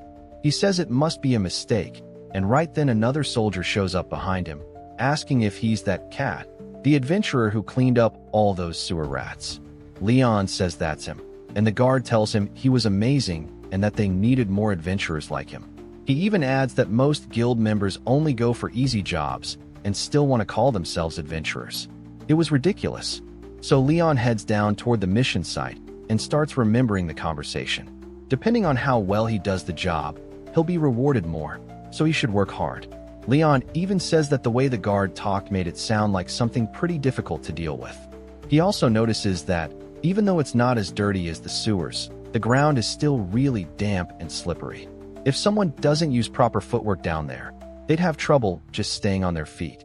Elsa even says it's the perfect job for Leon to train his legwork, and Leon asks him to wait a second. He notices 3 tiny monsters nearby, but Elcid, irritated, tells him to use his vision. If they were normal slimes, adventurers wouldn't be avoiding them. So, when he finally activates his vision, a rock shoots straight at his face, and he dodges by a hair, but that rock, even though it was small, cracks part of the wall. Leon didn't even see where it came from. He just barely dodged it, and Elcid immediately yells at him to look forward.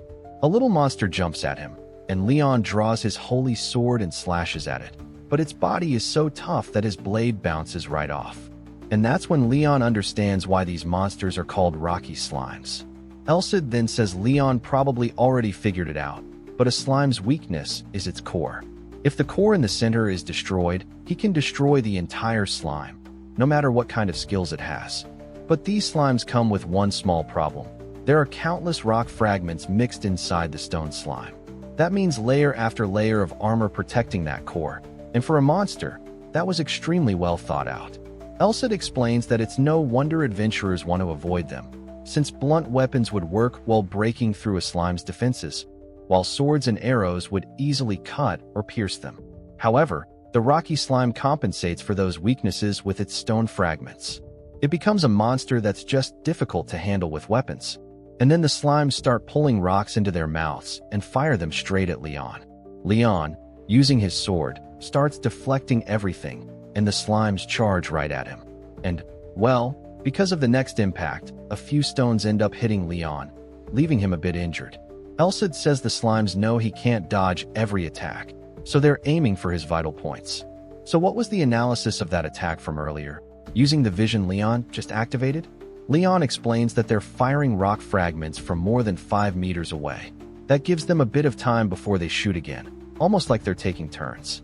So, if Leon closes the distance right at that moment, he might be able to land 1 or 2 strikes. The biggest problem was that he still couldn't break through the slime's defense, so he needed to figure out a way to dodge the fragments and cut the core. But maybe that wasn't the only answer. Maybe he needed to slice through them altogether. By using his vision, he could look for the moment when the rock fragments weren't paying attention to the slime's body, then use the holy sword to pierce the empty space. The issue was that the rock fragments were constantly shifting, so finding that opening wouldn't be easy. But then Leon smiles and says that a crisis could also be an opportunity. Elcid comments that the moment the rocky slime creates an opening to launch the stones, its mucus flow should also pause for an instant. And, based on Leon's capabilities, there wouldn't be any other moment for him to precisely destroy the core except that one. Leon says he really thought that far ahead. Looking right at the stone slime, Elcid says of course he did, because he was incredible. So Leon says alright, draws his sword, says he'll give it a chance, and charges at them using his vision. The moment he activates his vision, he destroys the core of one of the slimes, and he immediately thinks that, if he missed the timing even for a split second, he would have been hit at point-blank range. So he goes straight for the next one and cuts it down as well. And Elcid comments in their shared thoughts that, since the slimes detect their surroundings through vibration, Leon needs to reduce the pressure he puts on the surface as much as possible while moving. And since Leon has the footwork technique, the advanced stepping method, he was definitely capable of doing that. So Leon starts advancing and dodging the attacks, and he reflects that he can actually do this. Like Elcid said, it's possible as long as he uses the footwork techniques. But, at one point, he slips on those rocky stones, and when he looks to the side, several rocks are already flying toward him. However, he regains his footing and dodges them by a hair, and then he spots the last slime's core. He rushes it, and simply pierces the core with a thrust from his holy sword. That completely destroys the monster, and Elcid says he doubts Leon did that consciously, but it's fine. In the end, the technique worked. Leon then asks what he's talking about, and Elcid explains that he just used level 2 of the footwork technique. It turns out Leon really used it by accident, and he's stunned, and Elcid keeps explaining that finding the balance between flat ground and reducing both vibration and sound is the foundation of level 2, and that, if there are other things on the ground, he should be able to use it as well. Meaning, this advanced technique would let him move on icy ground or even on scorching terrain. Basically, being able to use the environment as part of his power is the main point of the footwork technique. By doing that, he'd become adaptable enough to move even in a completely unfavorable environment. And even if it happened by luck, for a moment he shifted the position of his legs to lower his center of gravity, and by doing so, he abandoned his upright stance and became able to flexibly move in any direction he wanted. He points out that if the environment changes, then his posture should change as well. Up until now, Leon had only used the stance designed for flat ground movements. In a place with a low ceiling and wet floors, he needed to move in a way that fit the terrain. Leon says that a lower stance definitely makes his movement feel more comfortable. So Elcid says that his training is letting him make exceptional progress thanks to him. Leon then says Elcid is a demonic sword, which irritates Elcid. Leon starts thinking that this is only level 2, so he can't believe this is considered beginner level. Then Elcid says that now that he thinks about it, Leon shouldn't even be able to dodge those attacks until he gets a bit more used to the footwork technique. He says Leon won't die just because he gets hit by a couple of little rocks, so it'd be better to practice the way he takes hits, reducing the damage, and then use that experience in an actual fight. He says Leon will need to use his body to deal damage, but he won't be able to block everything. He also tells Leon not to rely entirely on bursts of movement, and that if he finds the perfect timing and manages to slice them, then he shouldn't use bursts if there are 2 or fewer enemies. Basically, what he's saying is that Leon should get hit on purpose and then use his technique after taking the hit.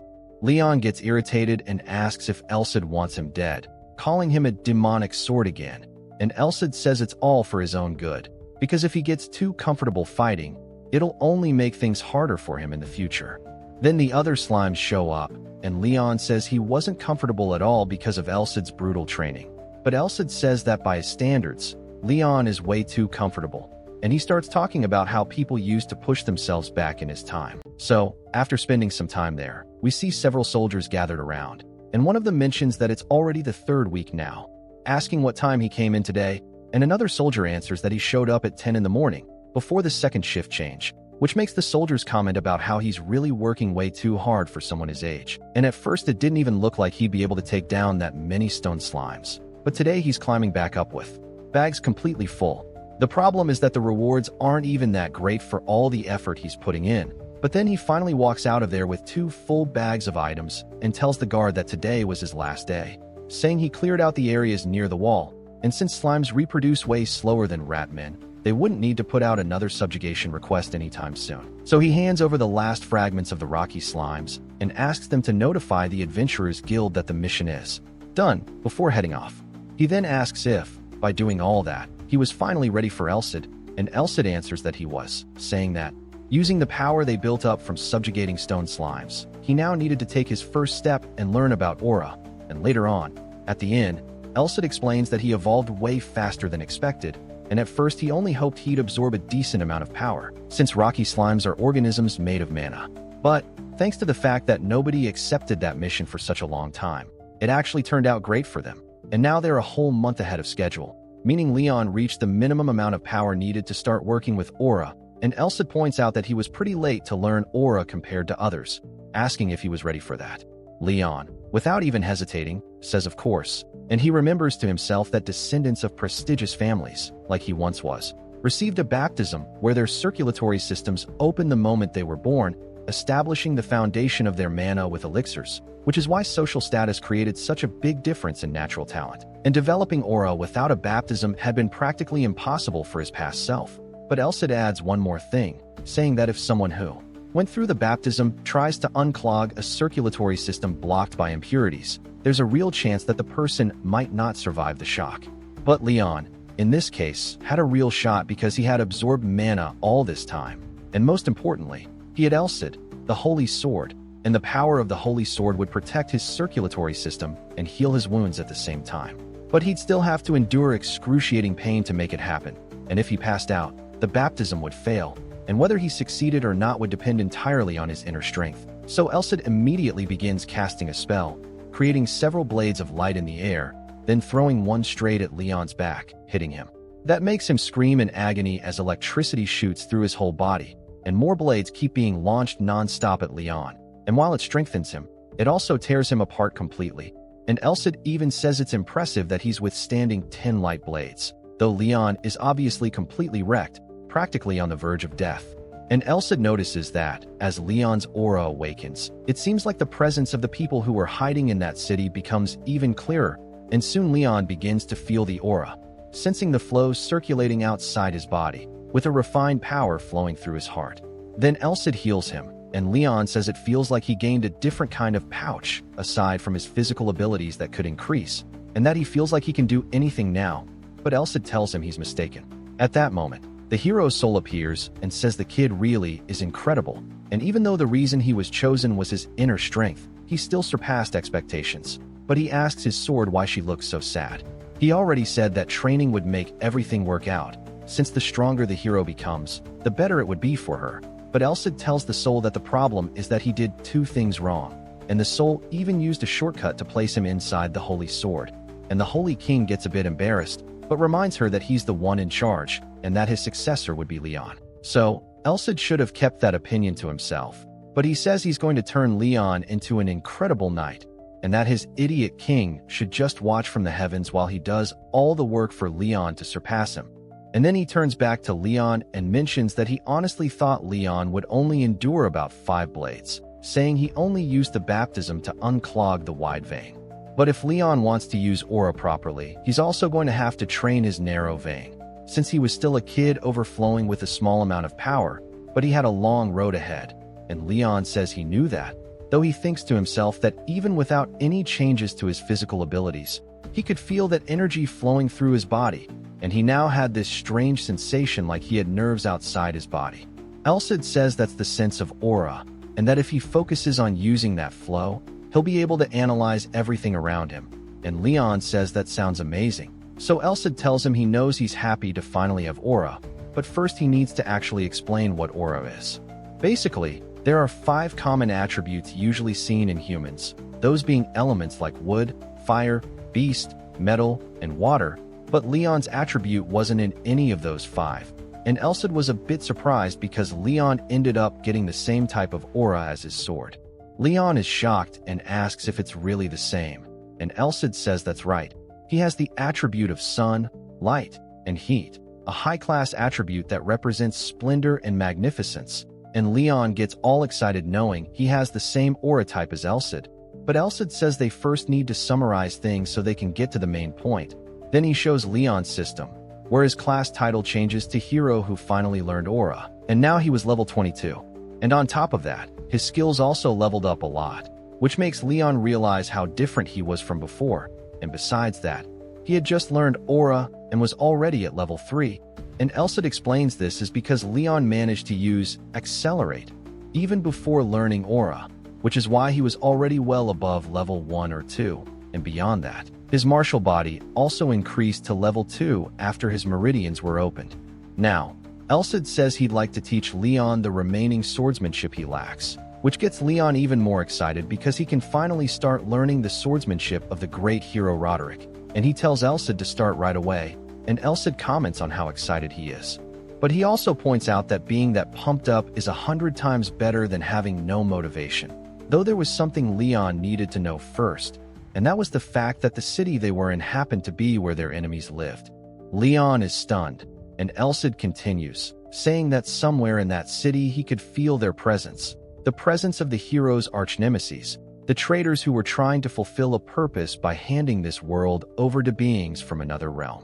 As he says this, Elsa starts getting angry, calling them insects and mediocre traitors, and Leon asks what their name was. But Elsa says that would be a waste, that they don't even deserve the effort of having their names spoken, though if Leon wanted a name for them, he could call them the evil group. Elsa tells him that now that he has aura, he can stand against them, and Leon asks if that's the case. Then he just needs to get even stronger, right? Since he already decided he'd become a hero, and Elsa says they'll probably stay quiet for now. But it's not like Leon has all the time in the world, and they'll likely start moving in at most 2 months. And subjugating monsters is nothing more than preparation to get even stronger, but malice is an enemy the hero cannot avoid, and from here on out, Elsa will have to crawl through the mud covered in blood and animosity. So, after some time, Leon goes out to look for more missions, and that girl tells him the guards had mentioned what happened, but she was worried since she hadn't seen him for 4 straight days, and Leon apologizes for making her wait. And as she looks at him, she says there's something different about him now, and Leon explains that he kind of had an enlightenment while subjugating monsters. The girl, all cheerful, says she knew it, and it seems she even had another reason to congratulate him, and Leon asks what she means by another reason. So she hands him a rank C badge, congratulating him on his promotion, and Leon asks if he can really be promoted just like that, since normally you need a separate evaluation for that. But the girl explains that usually that's true. Yet his subjugation results against the Ratmen and Rocky Slimes received really high ratings. So, thanks to commendation letters from the Lord and the Captain of the Guard, he ended up promoted, and Leon gets all happy because he only completed 2 missions and already ranked up, and Wesley says it's not bad for the kid, and that if he can take more requests thanks to that promotion, it'll be even easier to track down Malice. Leon then asks if he can already start accepting rank C requests, and the girl says yes, that he can start right away, and she thinks to herself that he's already looking for new requests right after being promoted, which made her think he must be a holy knight, totally on a different level. But that's nothing more than Elsid interpreting what he assumes she's thinking, though it kind of seems true, since holy power is really similar to sun aura anyway, and Leon asks if there's any request he should take, and Elsid replies that there seem to be a few good ones for training, but he doesn't see anything related to Malice. The problem is that Leon, without realizing it, ends up speaking out loud instead of communicating mentally with Elsid, asking if they shouldn't focus on training until they find some leads, and the girl, awkward and confused, says that if he wants, she can show him requests from another category, since taking only rejected ones must be tiring, and Leon says that's not what he meant, and after getting a bit embarrassed, he asks if she can show him requests related to slums or shady areas. That completely shocks the girl, since the slums are filled with horrible people, and while slums are usually where the poor gather, the slums in Blaine are a bit different, since there you can find thieves, informants, convicts, fugitives, smugglers, assassins, and all kinds of people. It was an area where the men living there had broken laws from multiple countries, and Leon thinks to himself that if it's a large-scale lawless zone, then that place would be perfect for evolving and also for picking up clues about Malice. But the girl simply says there are no requests related to the slums, surprising Leon. She explains nervously that jobs for that place are handled by mercenaries, not adventurers, because adventurers don't get involved in human disputes. And, well, most of the disturbances that happen in the slums are between people. And unfortunately, Leon couldn't become a mercenary full of restrictions after coming this far. And if he went there to investigate the slums without reason, he's sure everyone would start watching him with suspicion. So the girl hands him a request and asks if this one would work. It was a subjugation of phantom armors in an abandoned mansion. The ornamental suits of armor that had been left behind in an abandoned mansion ended up turning into living armor, and because of that, the mansion couldn't be put up for sale. She mentions that the reward there wouldn't be that bad either, since there were plenty of rank D adventurers who couldn't even destroy a single suit of armor. Leon thinks to himself that his sword probably wouldn't have any issues with that, and then the girl continues, saying that this mansion was really close to the slums, which would help him get closer to where he wanted to go. Leon says that this mission could give him a crucial excuse to investigate the area, and no matter how powerful the forces in the slums might be, there was no chance they would pick a fight with the Adventurers Guild for no reason. If he messed with someone over there, they could easily end up facing a high-rank adventurer, so they most likely wouldn't risk it, since rank A individuals are nationally controlled forces. Leon thanks the girl and says he'll repay her next time. And guys, the name of this girl is Rise. She also tells him to pick up the reward for defeating the Rocky Slime and mentions that the guard captain added a bonus for him, so there's quite a bit there. Leon then thanks her and asks if he could make one more request. Rise says yes. Leon then asks if she could tell him where Blaine's church is located. The girl is shocked by that question and asks if he really wants to know. Leon explains that he has business to take care of there, but she still looks extremely worried. This makes Leon think that he knew she would react like this, because if Rise believes he's a holy knight, like Elsid said, then even though holy knights can't normally request help from the church, there are exceptions if enemies of the church appear. This is due to the existence of heretics, meaning those who condemn the goddess. The girl then starts sweating and says it's at the end of the Prima district, in the northeast, and it's the 13th building. Leon thanks her again and says that this time he's heading out. After he leaves, Rise starts freaking out, thinking that the only reason a holy knight would look for the church is because an enemy of the church has appeared. This makes her collapse to the floor, saying that this isn't something the guild can ignore, so she needs to report it immediately. Elsa then says that Leon really is cunning, because this was definitely the most effective method, considering he's not going to reveal his identity. And there's no way the guild would move based on a report from a rank C adventurer who isn't even an officially recognized holy knight. Leon says that's not true, because he didn't reveal his identity. But once the report is filed, the guild will make its own move.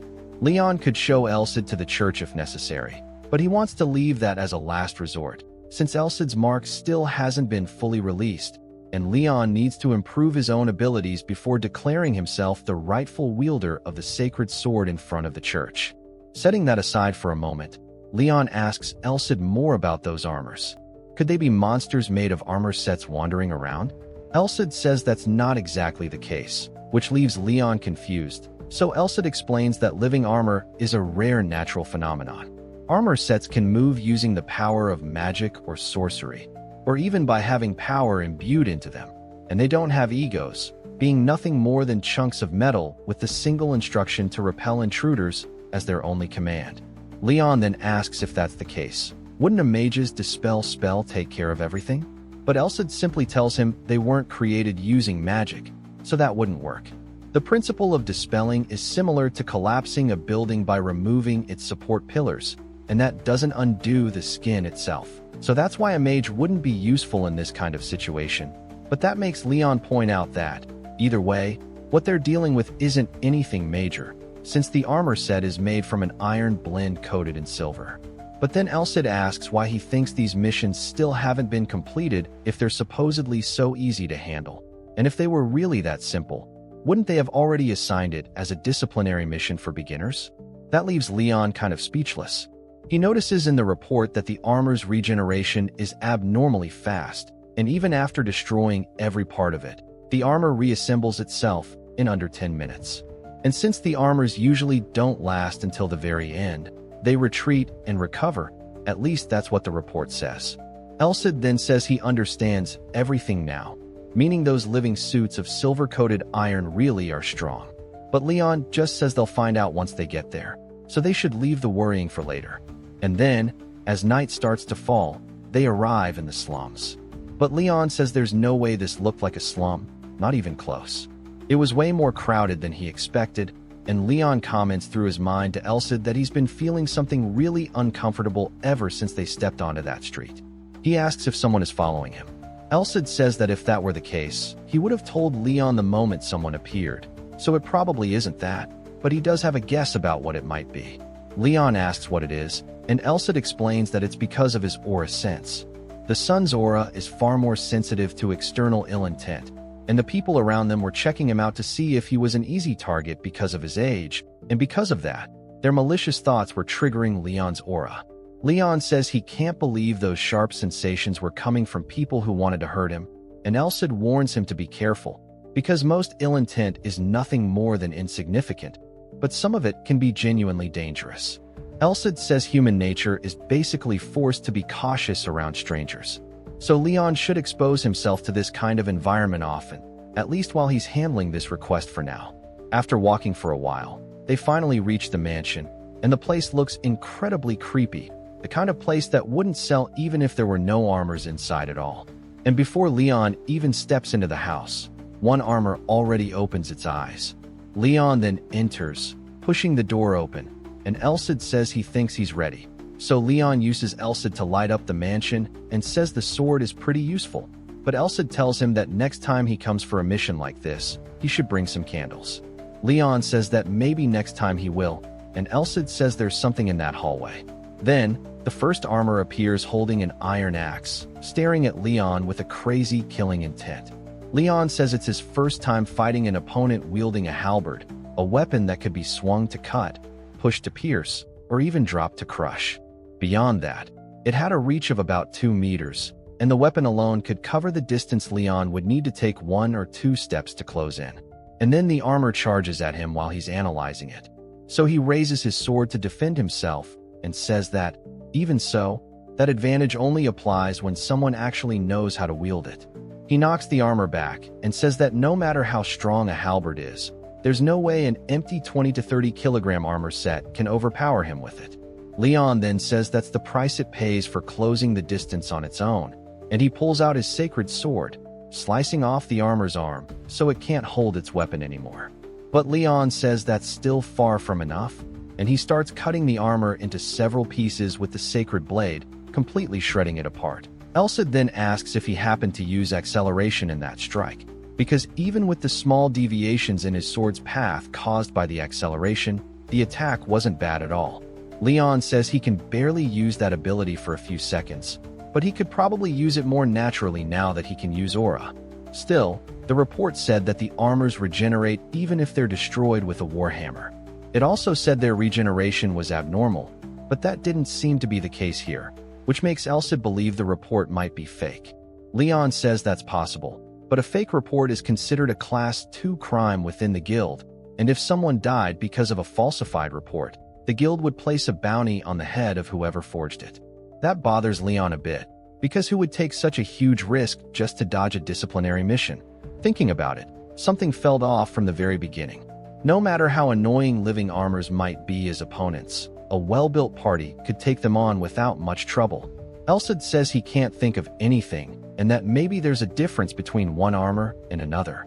Leon says that could be the case, and then, looking at his sword all excited, says he might need to be a little careful, but Elsid tells him it doesn't seem necessary, since the armors themselves came to Leon. And at the end of the hallway, several armors appear, and Leon says he can't really see them clearly and asks if there's a way to increase the sword's brightness. Elsid, annoyed, says he no longer knows if he's supposed to be a sacred sword or a torch, and then he lights up the entire place. Leon says it's amazing, since the sword is incredibly bright, but not so bright that he can't see anything. The light, as intense as it was, felt comfortable, but that makes the armors start screaming in pain because of the overwhelming brightness, making Leon wonder what the hell they even have in their eyes to react like that. The light is so intense that it's literally evaporating their eyes, so they rush at Leon in complete desperation. Leon then quickly cuts them all down with his sacred sword, the slash and the illumination working together, and he says these bastards are trying to attack him all at once. And while the attacks are easy to read, the movements are perfect. But that would only matter if they were real knights. He cuts one armor straight down the middle and asks how long they think those repetitive movements would keep working on him. Elsid suddenly yells at Leon to look behind him, and Leon barely dodges an attack from another armor, immediately jumping back afterward. He then asks Elsid what kind of attack that was. Elsid explains that those things aren't living armors. That completely shocks Leon, and he asks what the hell they are then. Elsid tells him to use his vision because his eyes should be able to see them. Leon activates his vision and starts seeing smoke inside their bodies, as if they were spirits.